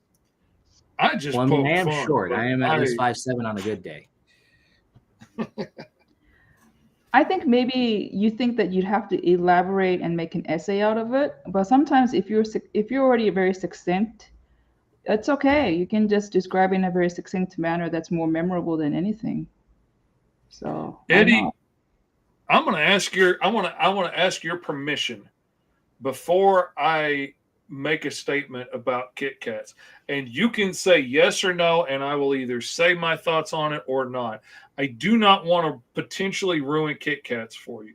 So I will leave my hot take alone until I hear back from you on my thoughts of Kit Kat. I used to enjoy a Kit Kat. I don't eat them anymore because of this one point, and it freaks me out. But I don't want to cause the same thing to you. Like, I quit telling people why I don't like chewing gum because once I tell them why I don't like chewing gum, about half of people quit chewing gum after that. And I don't want to cause you to lose something that you enjoy. Okay. Eddie says go for it, so I'm taking his word for it. I used to enjoy Kit Kats. Now they freak me out with existential horror. Once I realized that the filling from Kit Kats inside the wafers is old discarded Kit Kats that were misshapen or whatever, like they didn't come up to snuff, they didn't make it past the inspectors. They get ground up and turned into the filling and put in new Kit Kats. And I heard then that one. potentially again, some of those Kit Kats are going to be rejects again and get taken off the line, ground up, turned into filling, and put in Kit Kats again. And some of those are going to be rejects. So potentially there is some tortured little Kit Kat that has just been on the assembly line for 50 years going around and around and around and around, getting turned into Kit Kats and then getting mashed up again to turn into filling to make new Kit Kats to get mashed up again into filling, never hitting the eventual being able to go to shelves. That freaks me out to the core of my being on like an existential level. And I have not been able to eat them since. I've tried one time since, made me nauseous. I couldn't finish it. So, Yeah, that still doesn't well, disturb my Mr. fact. Note, now you know my issue with the Kit Kats. And it's partly me overthinking. I know Kit Kats don't have a soul, but it just freaks me out that, like, when you find out how, not Pasta Garden, when you hear your family, Huh? the Italian place chain, At Olive Garden. yeah, Olive Garden. Okay, Olive Garden. All right. When you find out how they do their beef at Olive Garden, Oh that no. freaks me out too. I don't like it, and I don't want to eat there. Really? Well, I How know they what do your it? thoughts are on Costco. I mean, this is probably more of a known fact because I used to work on one, but I no longer speak for said brand or company. But it's probably a known fact that the rotisserie chicken over in Costco is actually implemented and utilized all throughout the store. So it actually goes into their chicken bakes, it goes into their chicken salads, as well as like a few other things here and there. So they try to utilize as much of their chicken as they possibly can, and that's probably the reason why it's like cheap. It's not a disgusting fact, and trust me, Costco's are Well, it like keeps you from having to throw out a whole bunch of chickens, at the end of the day, Yeah. and it's getting reused into stuff people are going to buy. My This is problem with like Olive Garden is like I don't remember what the first thing they start the meat out as. I don't remember if it's meatballs or if there's something before that. But you make the meatballs and you pre-cook them, and then you put them in the fridge to pull out when it's time. And you have a time limit of like 2 or 3 days, whatever it is, that you can keep those in cold storage before you have to use them or get rid of them. And so when they hit their date, then they get ground up and cooked into like the filling for lasagna or meat sauce or whatever, and gets brought up to temperature, so everything's technically supposed to be safe, and it gets reused into another food product like the meat sauce, and then it gets another like 3 days or whatever on the timer, and then once that time's up, it gets reheated up to temperature and everything to try and make sure everything's safe, and then gets used as like the filling in the lasagna. And it just keeps getting reused time and time and time again. So potentially when you get that final stage of the product, the beef in there could be, a week or two old. And I don't like that. I mean, it might all be technically safe by the standards. They may be following all the rules. I don't like it. You can follow all the rules and still be cheating, as far as I'm concerned. Who would have thought that these were the topics in conversation that we would be having right now while trying to draw toxic blob monsters? I love Roll for Hero, where we talk about healing from divorce and food issues. Right. Oh, you gotta love it. It's a show that brings up a lot of unexpected conversation topics. I'm actually curious about the baker. I know chefs have long hours and they're just, long hours. But do bakers have long hours too? Painfully long hours. Oh. That is all I can roughly say from at least my fiance's experience of things, because of just baking is just a whole task and a half. It's like a science, really. Like, you think cooking is a science? Not baking. That's like, you're a full-blown alchemist. That's learning science. Cooking is an art. Cooking is an art. Baking is a science, because if you don't, like, say for instance when you're making muffins, you have to like mix it in a specific way. Like, you don't want to completely mix the batter of it, because then eventually it just becomes a dense, like pastry of some kind. You have to let it. Yeah, like, you can't just get creative along the way and say like, "Oh, I feel like adding this in the mix," because that changes everything.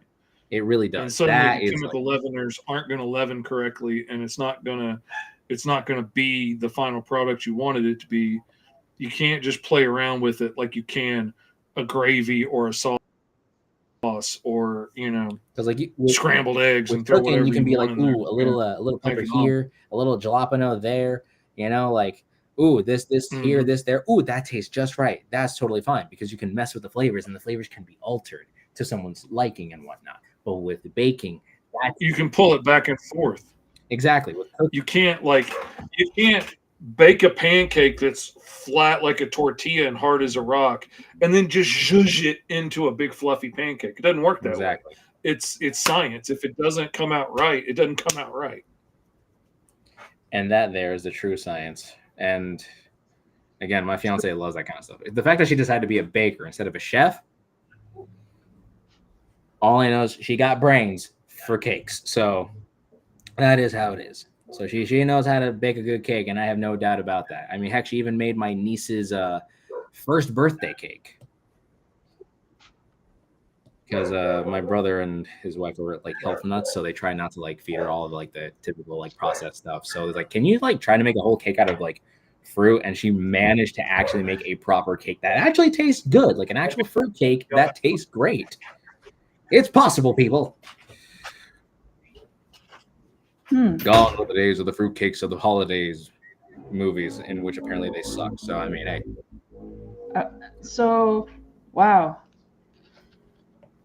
It's good that then you're independent, like both of you guys, that you don't need to see each other 24/7, because you said she has long hours. So. Yeah, but in reality, she's the kind of woman to be like, as soon as I get off work, yes, you want to come over, honey? And I'll be like, all right, I'll be there in just like 5 seconds or whatever.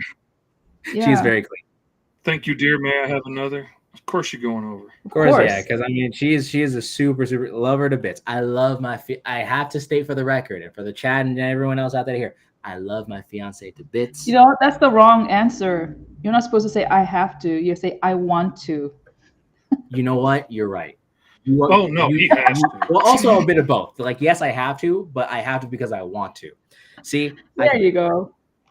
But I have to say for the record, I love my fiance to bits, but she is clingy. Love her to bits, but she is one clingy whammon, and I love her for it. Oh, it's interesting. And I would probably Ain't nothing wrong with that. nothing wrong with that at all.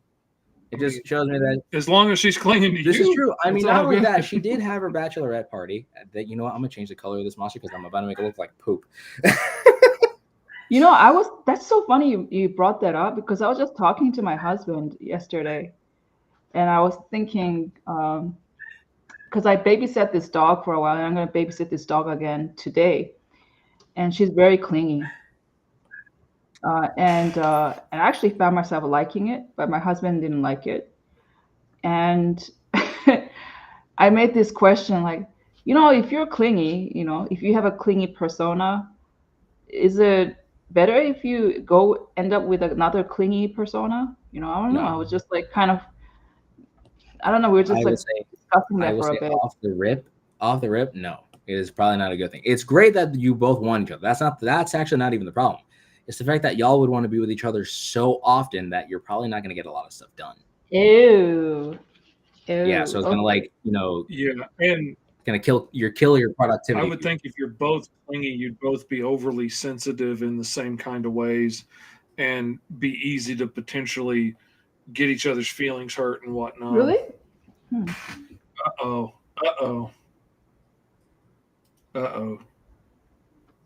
Esteban. What happened? What did I do? Says now it looks like poop with corn in it. Yeah, you're not wrong. You're not wrong. That's just the initial. It's just the initial coloring base. It's not going to be the final color. So. I mean, true, but again, he's not wrong. Because I was trying my best to like not because you know usually when you think of slime, people automatically think of like a potential blue or green, and then I unintentionally made it look like that one boss battle from that one video game that I actually know nothing about because I didn't grow up playing video games. So. Oh, you know. God, I was like, speaking of video games, I haven't done this in a long time, but I was looking at some video, what do you call it? Video games cinema for just like the 2025. God, they're so good. It's shocking how good they are. Mm-hmm. Yeah, I was in college when Capcom started like really taking it up a notch with like the Marvel games and stuff, like Marvel versus Capcom and all that. And like we would just sit there after school playing that game, just amazed at the cutscenes and stuff in there, right? And the animation that they got into the sprites, it just blew our minds. So, especially working with the limitations we had back then, because like you still only had like 250 colors to work with and stuff. And I mean, not only that, but also I know that I ended up like, because the one interesting about like old video games was that, well, not old video games, but I should say like the TVs back then when playing these video games, most of the video games were like, especially if they're like 16-bit or whatever, they actually ended up like playing into the fact that the TV wouldn't like fully render the crisp, you know, pixel art for said character because I knew it was going to be a little fuzzy. Mm-hmm. Hence why, like, if you saw like an older, you know, screen model of said video game character, it looks more rounded out. But if you were to have it nowadays, it would be completely like sharp and jagged, and you can see that it's like pixel art to an extent. Yeah, they didn't have the resolution to get that crisp on those pixels, so you got more of a blur on it, and they used that to their advantage, which was really cool. That I can agree with indeed. And really smart. Like the music producers blow my mind on what they managed to pull off with beeps and tones, you know, from just programming code, you know, not even having like digital instruments to be able to play yet and stuff, just like programming in code for different beeps and get it to sound like a song is nuts. That is. And that's like coming from a guy who lives in a family filled to the brim with musicians. So like to me, you know, this might be a bit of a controversial take, but I personally think whoever can do video game or movie related like music, in my opinion, does more efficient work than say just like a solo musician, right? Like every art form has like its professionality, but I feel like if you're making music for a video game, music for like a TV series, or for like a whole series of films, I feel like those are the most like iconic, and also there's a lot more I don't know, I guess in a weird way of saying it, it's like you get more like different ranges of like music from shows and video games to an extent, because of how many different kinds of tones, how many different kinds of in like I guess I'm not sure if I'm portraying that correctly. What I'm trying to say is like people who do video game music, I feel like are by far. Oh yeah, more you've efficient. got to have a wider range. You've got to be Yes. able to produce more types of songs and emotions and feelings out of that than just like all the songs written by the lead singer Creedence Clearwater Revival all sound like they were written by him. And you know, the band actually sued after they kicked him out years later that he needed to quit making his new songs because his songs sounded too much like their old songs they were singing.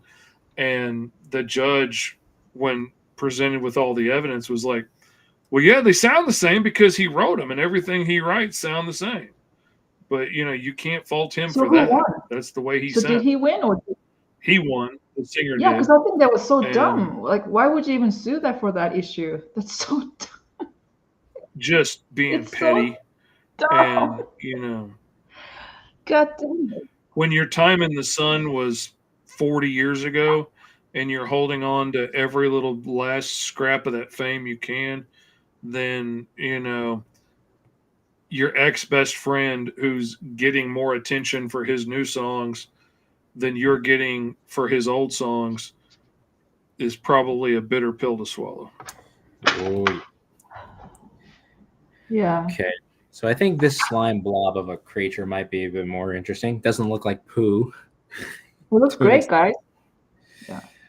Actually, I have not even promptly saw. I have like haven't. I'm gonna just give myself a quick second here. What do we got going on over here? Is the question. We got spores over there on your side there, Mr. Fish. Mhm.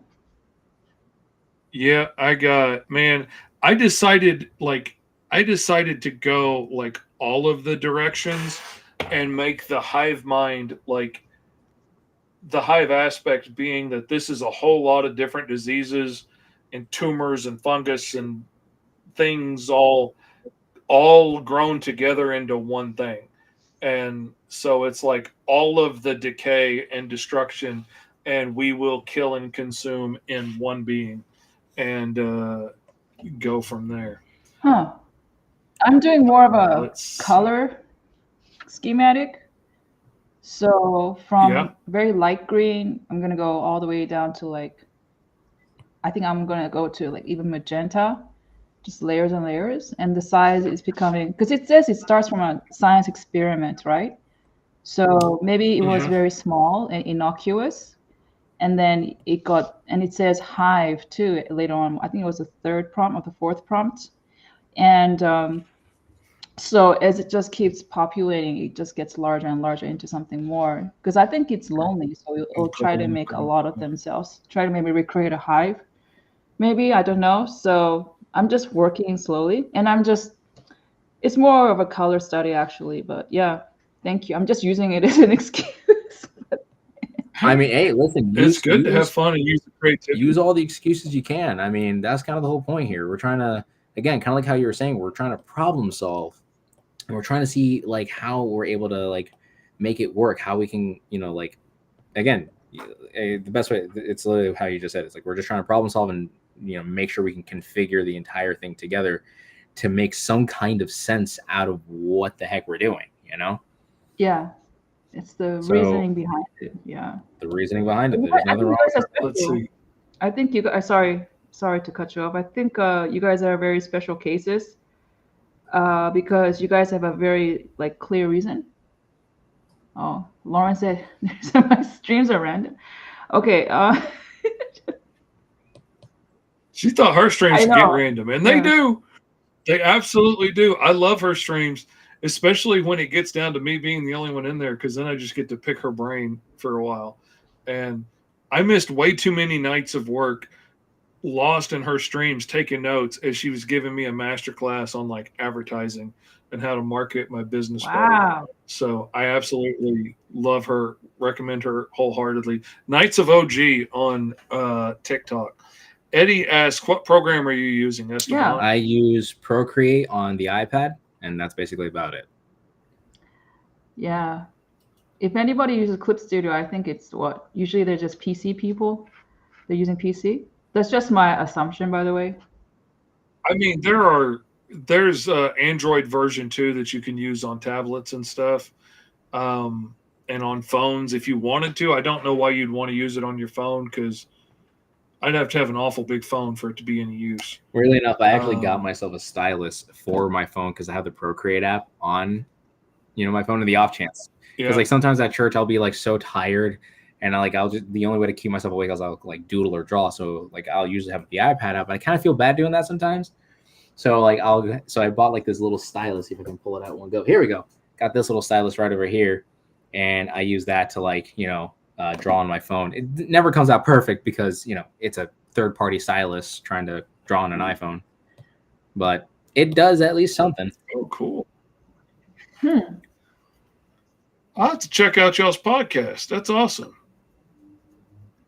Oh man, a friend of mine used to write music in college that blew my mind on the computer. And I mean, man, you could hear all of you could hear the fingers sliding up and down the guitar on the music, and it was all digital. Blew my mind. And that was still in the 90s. Like that was back when Photoshop was on version 1. And it was amazing then. I can only imagine what you could do now. I was looking at stuff for digital drums, and the stuff you can put just on a laptop now and run the sound for a digital drum set can make it sound 100% like a live kit. And it is nuts. Every strike sounds different and unique, not like the same sound over and over again. Okay, it's crazy. I feel like I just made this generic monster number 32 over here. Like experiment 124 from Stitch. I keep thinking. Experiment number 255 onto the side, please. I keep thinking because it's like it's a poison, right? So yeah. In nature, I mean, in this nature Earth here, usually very poisonous animals or amphibians, they're extremely bright colored, and I'm trying to make mine like very colorful. I don't know. I'm just mimicking nature right now. That's a really interesting point to bring up too. Like the idea that, again, to take from our real world, that there are frogs or actual creatures that are poisonous would tend to have the brighter colors. You could say that those are actually warning signs, if anything. Yeah. Or at least to the human. And it's worth losing, a couple of branches worth of red berries if, it kills off enough deer for them to realize, oh wait, we don't need to eat the red berries anymore. Like that's a good use of your personal time evolving to have that color if it's going to save, the rest of you from getting eaten. Yeah. Here's another thing I didn't even realize. So like, how this is a totally random thing, but like since we're talking about like real life related situations here, another interesting thing that I learned about was that tigers, yes, they're orange and they're black, white, and orange, but it turns out other creatures can't see the color orange because they, all different animals have a different kind of color blindness. So when like the tiger blends in with like its setting, animals can't really see that. They're just thinking, oh, that's just like another weird tree pattern. Oh well, and then boom, tiger attacks. So that's like something I never really thought to take into consideration when like, especially diving into that kind of topic. Like, oh, actually playing with the color blindness effects and such. Oh my God, you're right. Yeah, but most of them can't see that, and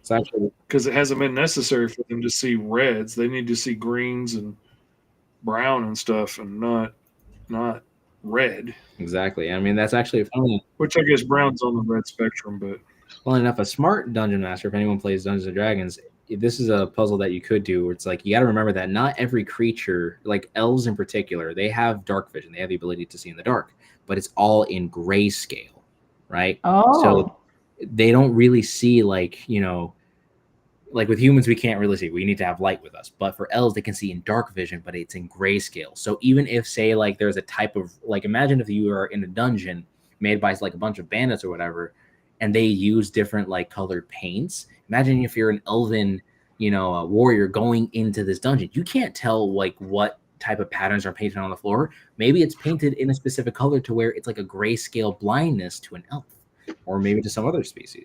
Or elves can't see it at all, but goblins Exactly. can, because goblins can see the blue or whatever that's painted on the wall. But tonally, it all looks gray to an elf, and you could do all kinds of cool stuff. And then not only that, but imagine if you're able to create like a whole like story centered around that concept, like of like, oh, like getting it strictly from the elf's perspective, using that idea in mind of like, oh, they can only see in that kind of way. So I mean, kind of getting from that. Yeah, I added a little part into Caw that's in the letters page, but as I was researching ravens and crows just to make sure, like, see if there was something fun to pull from, see what I could use. I read an article about how a lot of birds can see in much further up the ultraviolet spectrum than we can, and that a lot of birds that look very pale to us, like particularly like a lot of female birds that just look beige and brown to us, are more colorful a lot of the time to the males that can see in those higher wavelengths than we can. And that like, and somewhere it mentioned in one of them that to crows, a lot of them aren't just black. They're a multitude of shades of blue and stuff in the higher ultraviolet frequency that we can't see. All we see is black when we look at them. And so when somebody asks something about like what does Caw look for in a woman, he goes on a bit of a rant about the beauty of the multicolored hues of blacks and blues and the feathers of a Cro-Magnon woman. And now we know that just a little tidbit. And now that's just got in because I was reading. Again, also tying into what Mog was saying about like doing real life research into implementing that story, which is again a really interesting thing to kind of like dive into.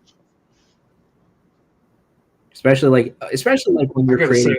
Another really fun thing for me was having people ask me questions, because I was doing that letters page in the first one, and so I just reached out and had people start asking me questions about him, and the questions I got were so random, but then I had to answer them, and I had to think through it from Caw's perspective and the world that he lives in, and not only just the world that he lives in, but he's been in the arena fighting since he was a child.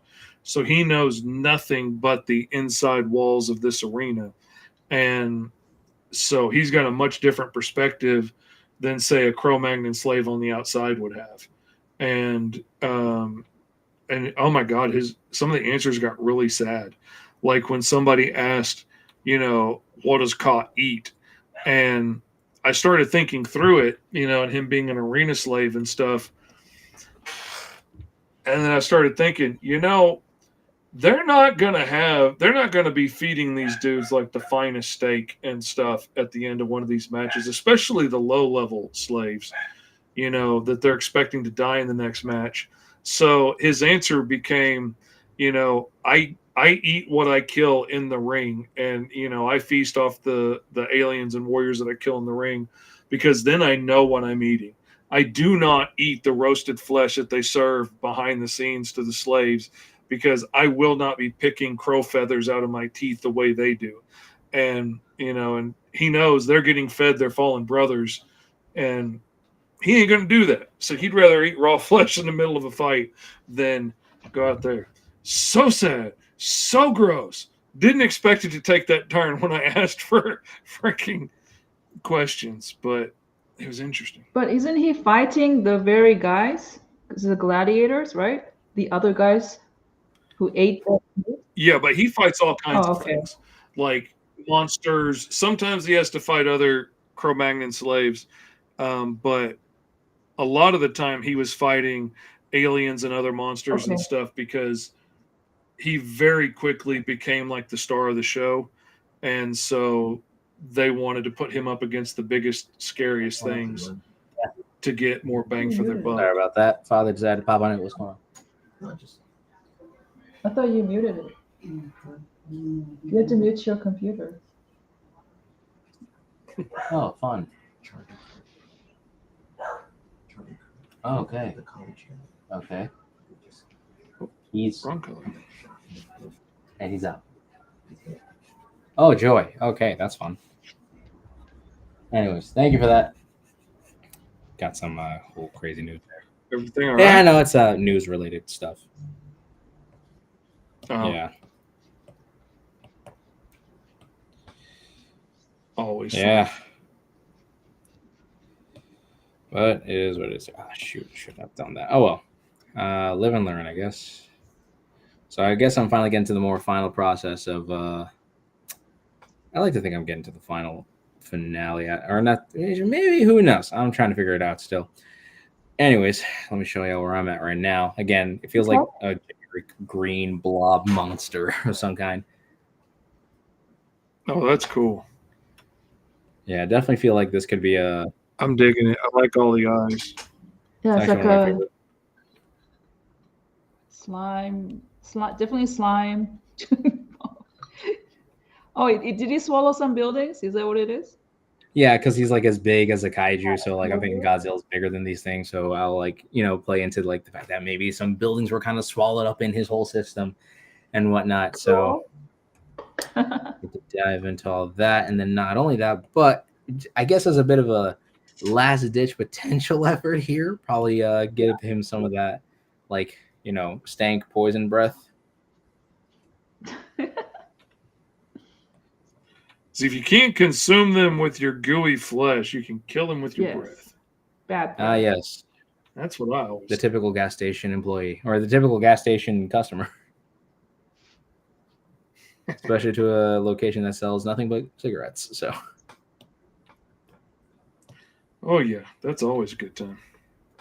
In where Florida are you living? Primarily West Palm Beach. West Palm? Okay. Yes, ma'am. It is a very beautiful area over here. So beautiful that everyone tries to, we basically live where people vacation.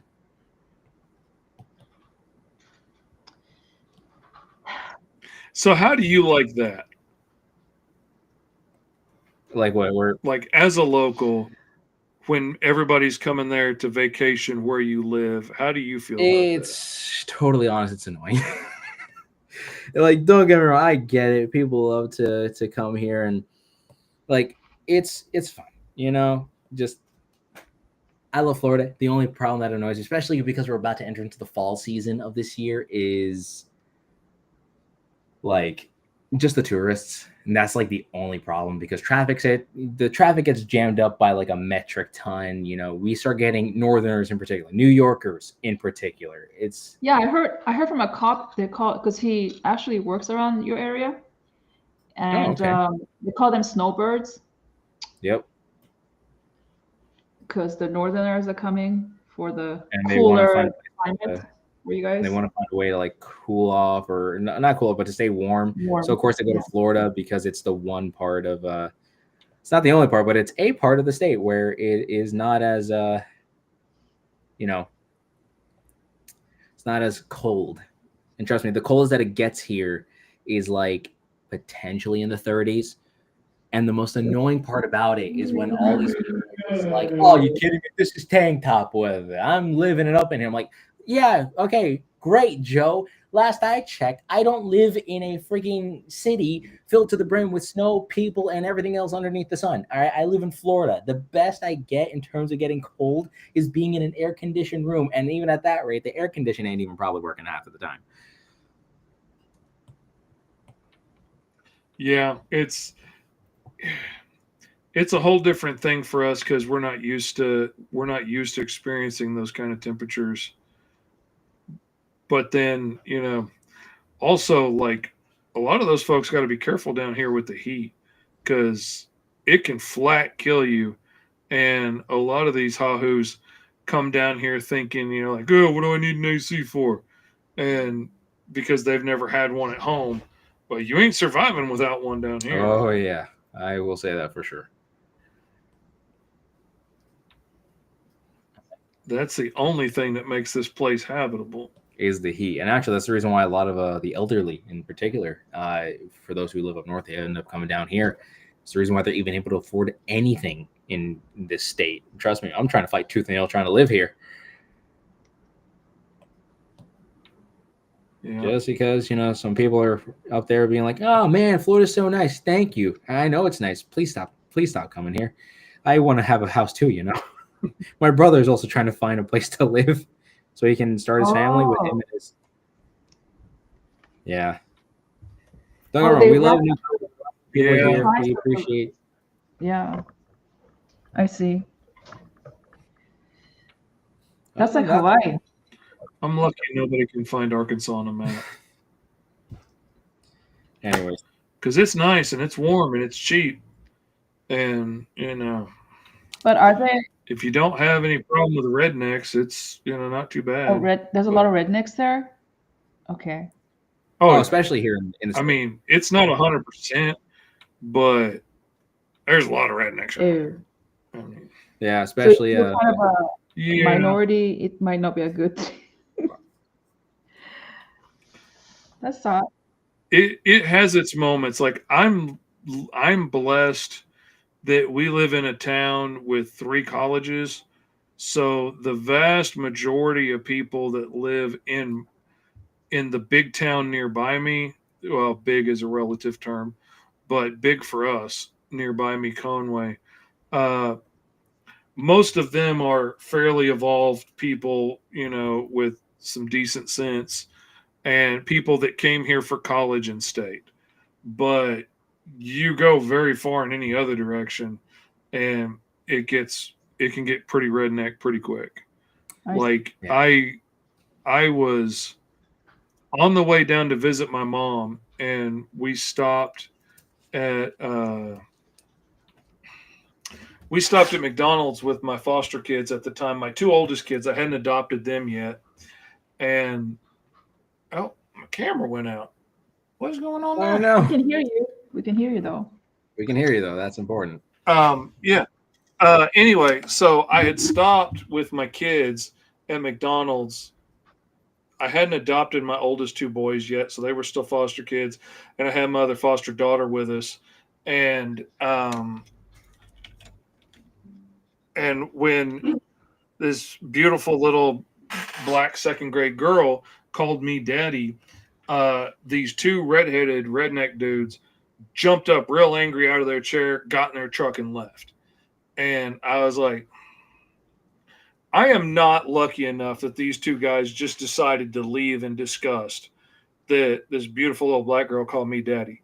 So we're going to hurry up and eat and we're going to get out of here. And I was like, we're not washing our hands in the bathroom. We'll find another place to stop if you got to pee. I got wet wipes in the car. We'll wash your hands when we get in the car. We got done. We got into the car. As soon as I was finished buckling my last son in, that truck comes barreling back into McDonald's, and a whole gaggle of redheaded rednecks jump out of the back of it, most of them shirtless in overalls. And they go barreling into the McDonald's as I shut my door and took off out of the McDonald's parking lot. and one of them caught eyes with me as I was leaving, and I saw him scream through the window, and then them all running back out to the truck, but I was gone and never saw them again. I don't think I got below 80 for the next like 50 miles until like I was well out of their range. And man, I did not expect that to happen that close to my hometown. I know my hometown was bad at times, but I didn't expect that to happen. This was this caught was me when? off Year guard. 2000? Like when was this? Let's see. No, my middle son was born in the year 2000. So it was probably 2003, something like that. Wow. Because it was or 2002 probably, because it was before my youngest was born. So yeah. So you went back to the McDonald's, or you never went there again? I mean, I went there again at times because it was on the way to my mom's house, but we didn't get out and go back inside again. And by the time the next time I went down there, Brittany had gotten adopted and wasn't living with us anymore, which is one of the greatest regrets of my entire life. And it breaks my heart every single day. And, you know, Oh no. ain't nothing you can do but live with it. But I hate that.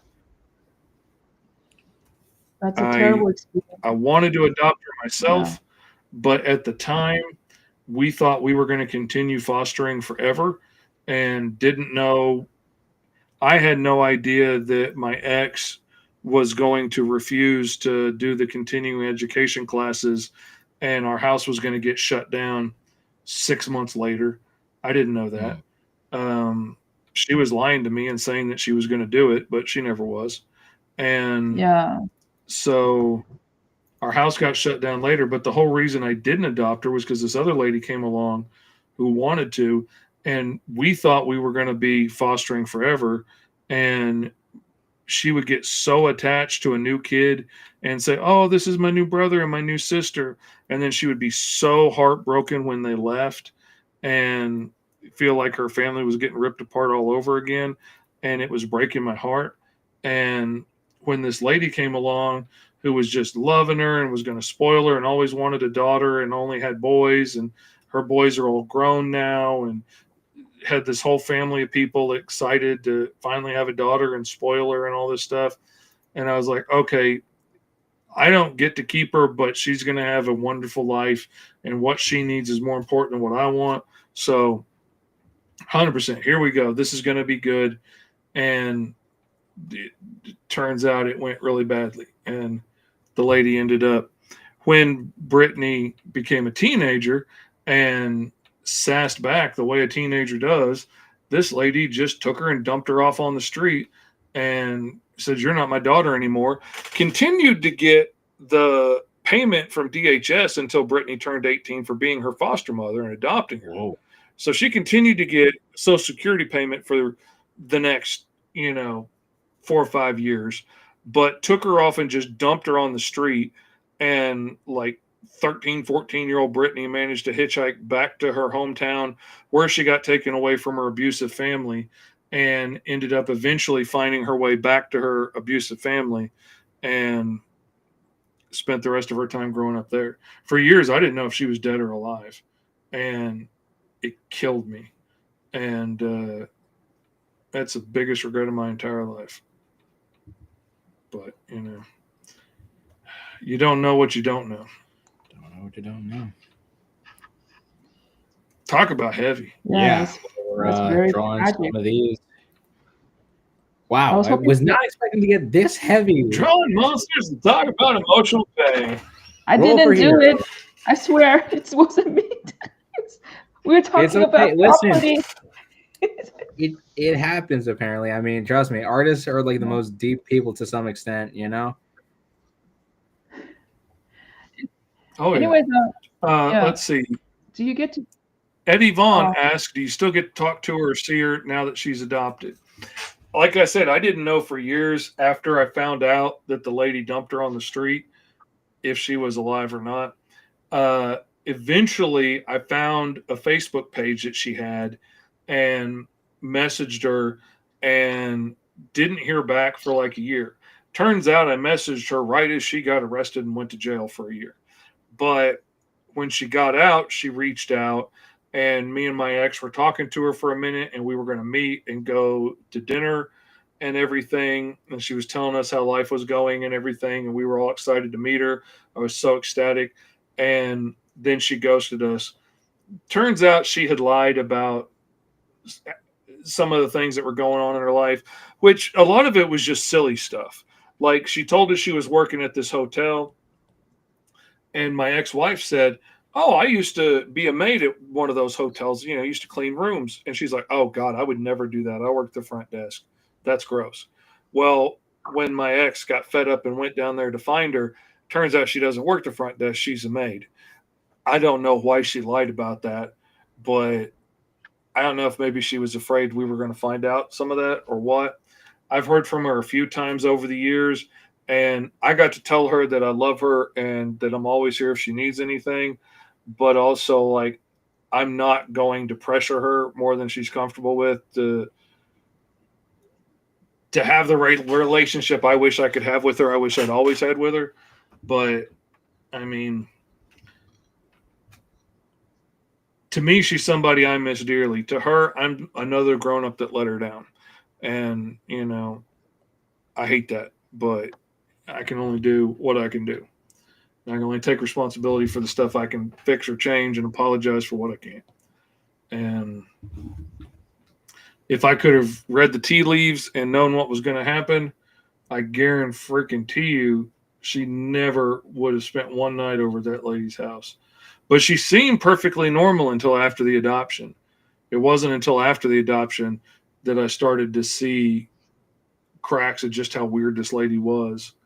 And like, she had been going to this church for like 15 years and like was on all of the committees and stuff and was on the committee to like serve breakfast every Saturday and stuff. And then one day they come into church and a new family was visiting, and that new family had sat in her seat. And instead of being a petty church woman and being like, excuse me, that's my seat, which I would never do. Like, I don't care where there's lots of places I can sit. Welcome. Glad you're here. Right. But no, they sat in her seat. So instead of like asking them to move, like I've seen people do before, she left the church. Wow.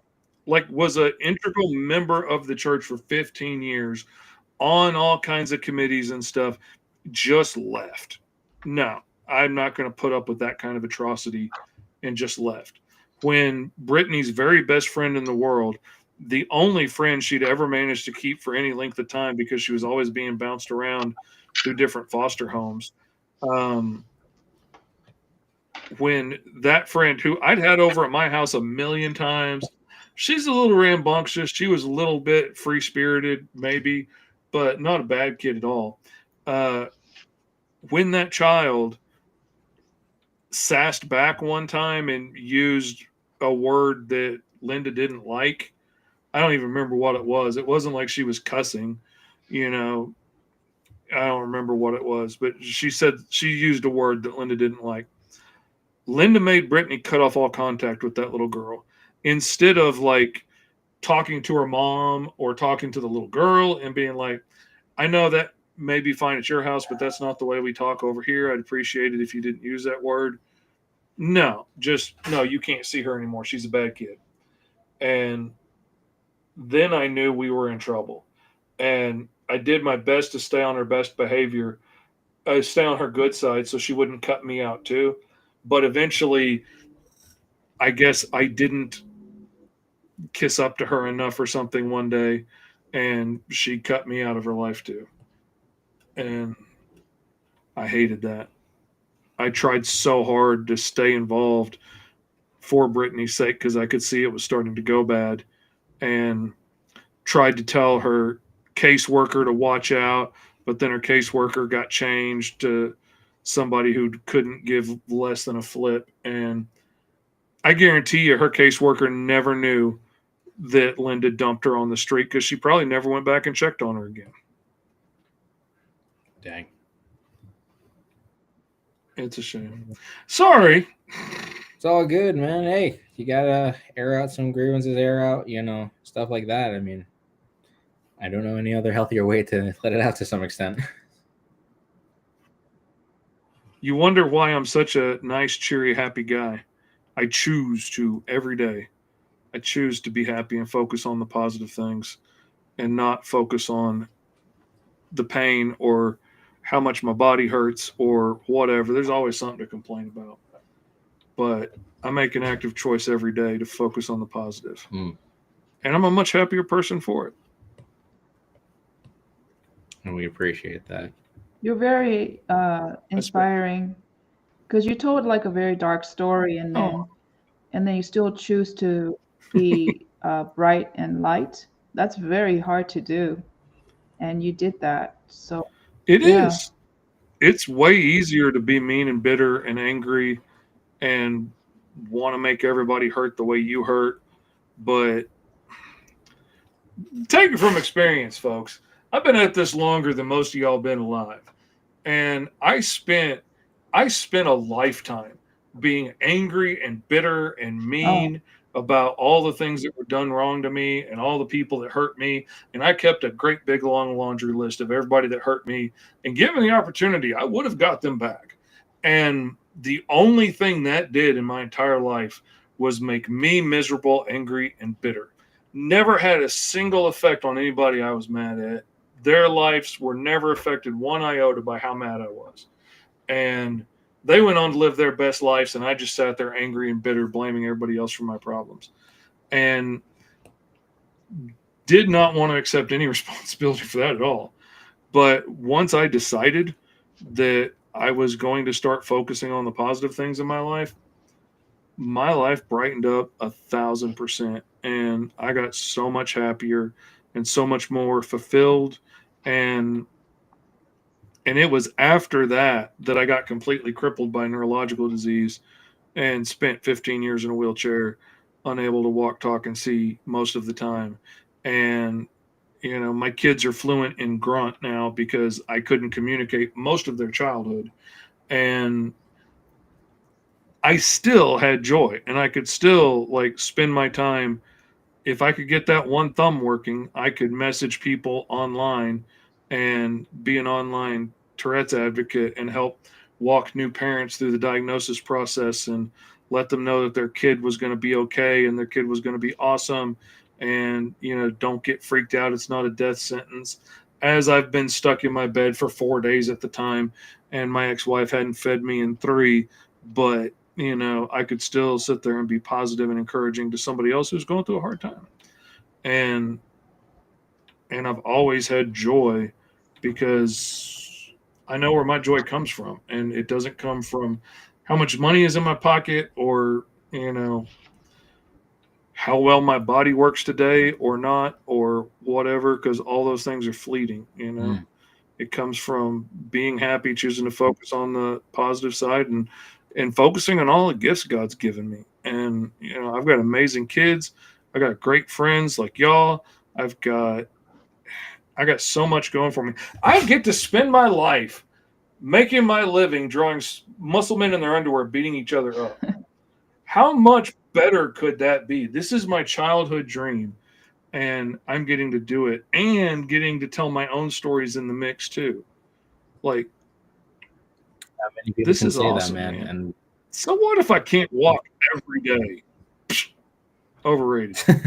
Wow. But it is over 2 hours. It is.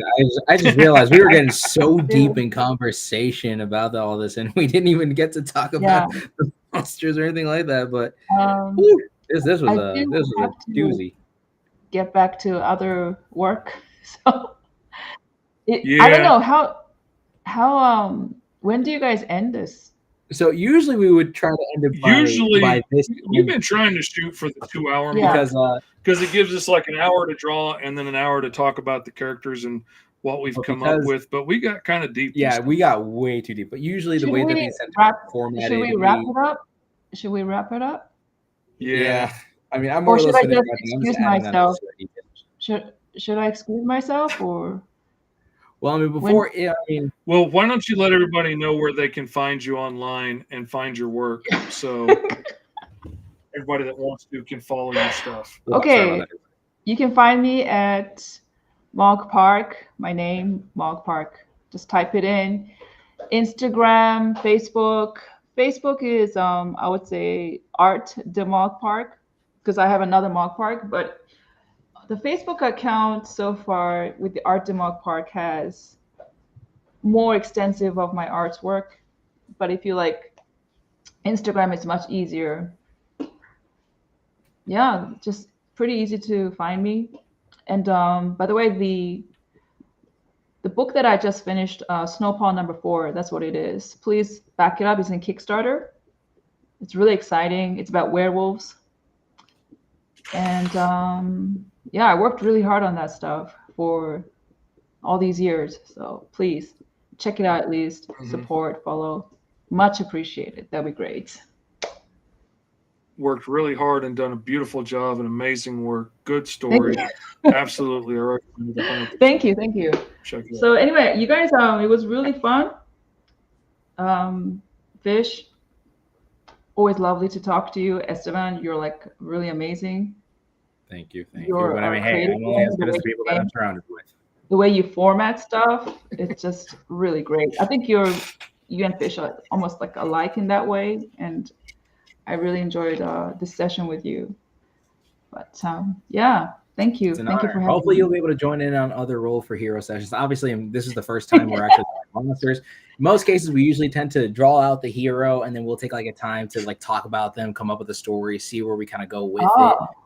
So that's usually how it's done. But because this one we got way deeper than any other role for hero segment ever, I will say.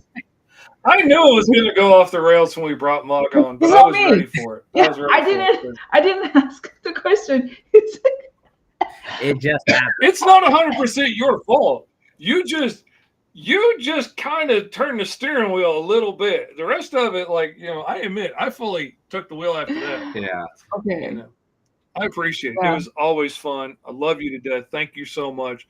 I hope to see Mog is 100% the very top of my do anything for list, anytime, anywhere. Wow. Love her to death. Go support her, Thank you Brooke. so much. Follow her. Really You appreciate guys know what to do. Go support her. Go Great. get her stuff. She has spent time, effort, and I'm assuming a ton of money. So help her, get that investment back. Yeah, it's werewolves, and it's in the 18th. I would say 1800s, late 1800s. So it's kind of like a historical, in the 18th century historical kind of fiction, you would say. So yeah. All right, guys.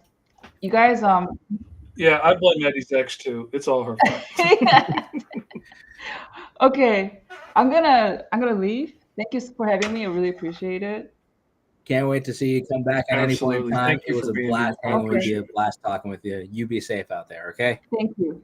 Okay, adios. Ciao. Bye. And then there were two. Man. So that monster art. It's something. I'm not sure I've hit on the final colors yet. I'm not sure that I got it right. I like the color in the pustules. Mhm. I'm not sure that's the overall color for him.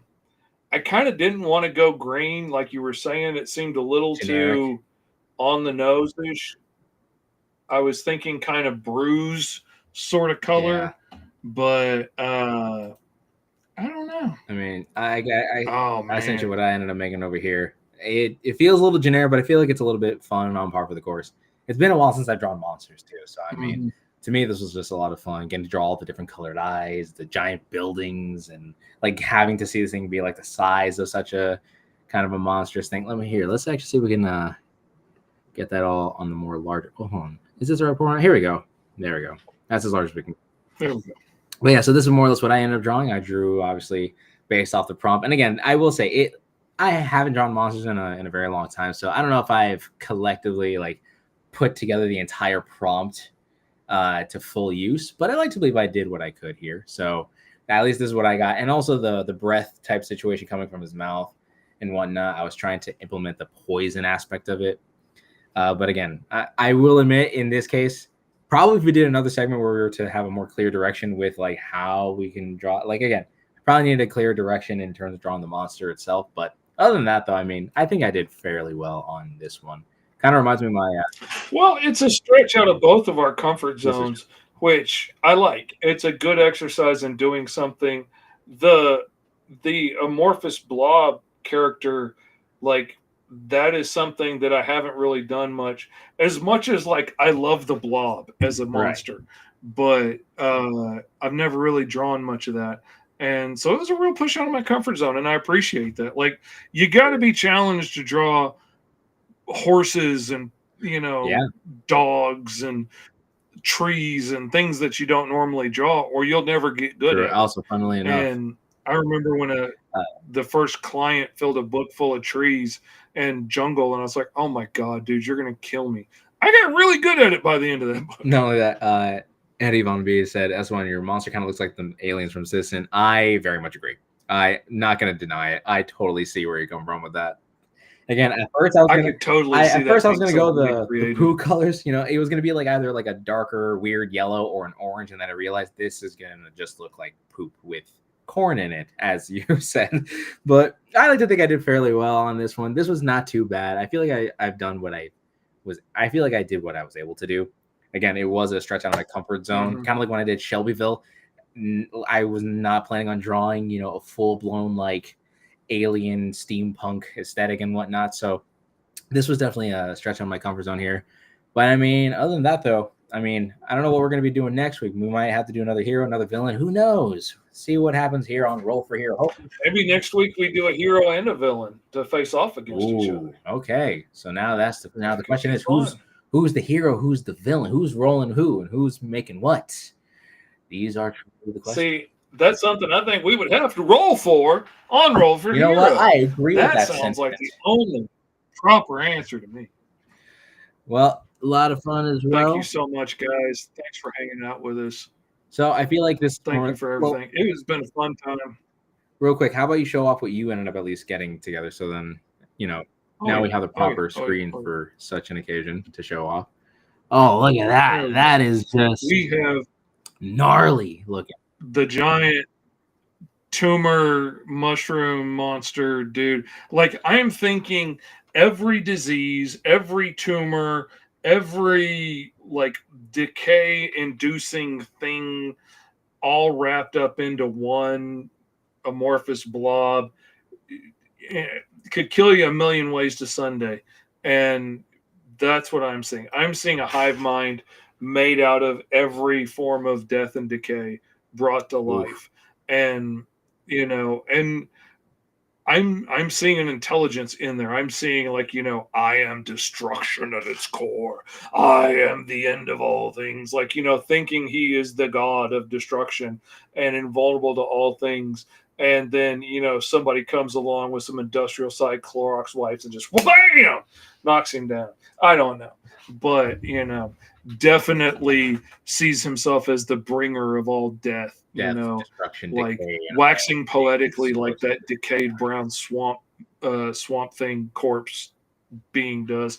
I can't remember what his name is, but Jordan says I like the way maybe you should do. Oh, sorry, I hit it too. Maybe you could do a giant robot, to fight off against our kaiju level monsters. That's actually a fairly interesting concept. That's not a bad idea. And then Eddie ends up saying, that's all right, just I can click it here. It says that's dope. Are those edible tumors like swamp things? Oh well. You could. I mean, it's a choice. Anything's edible once. To some extent. This is definitely an interesting episode of Roll for Hero. That I will say. So who knows? Maybe if we bring someone else on this show, maybe that they'll be the ones to roll the hero, the villain, or anything else in between. Who knows? Again, the dice will dictate what the heck we're going to be able to draw for the next session. This was a lot of fun. Again, a little bit outside of the comfort zone and surprisingly deeper than one could ever conceptualize. Yeah, it definitely got deep at times. But, you know, I'm nothing if not an open book. And I do love Maud. She is one of the sweetest, kindest people I've ever met in my life.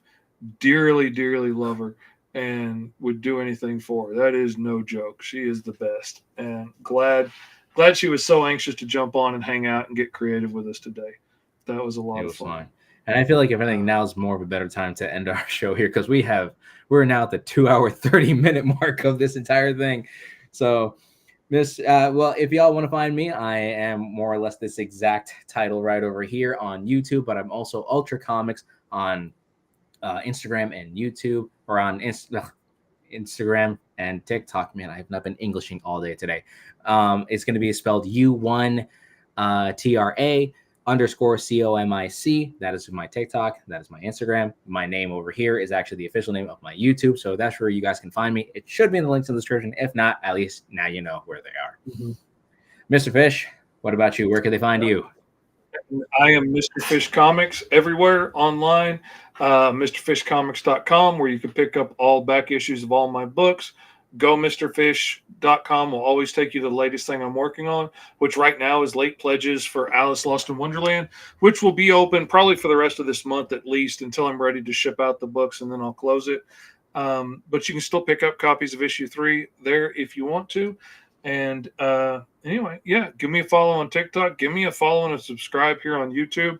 Been going live and streaming a lot while I'm working, doing recaps of the characters and stuff that we design here.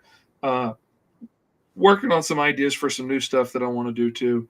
Really trying to build up the YouTube channel and make it something fun, worth watching. So give that a check out. And Esteban, you got our exit for us? Yes, sir. And now listen, everyone, for those of you that have been sticking around for this entire live, y'all know that y'all better be following these 3 simple rules. Make sure that y'all stay awesome, y'all stay weird, and y'all make sure that you got to keep life to the easiest. All right. We love you all. Your Uncle Fishy, your Uncle Lee. Just remember that we love y'all and stay ultra. Roll for hero. You know, and even if you were to have like a prompt of 10 different things, right? Like say if you had one prompt of like, oh, like here's 10 different personality traits, here's 10 different superpowers, here's 10 different drawbacks. I like coming up with random list of powers and then just see what I come up with. Imagine rolling just those things every single time. It's always going to vary. You know, the possibility of that happening is, again, like a 1 in 10 chance, but it's like, it shows that there's always something else cool right around the corner that we can come up with, because there's no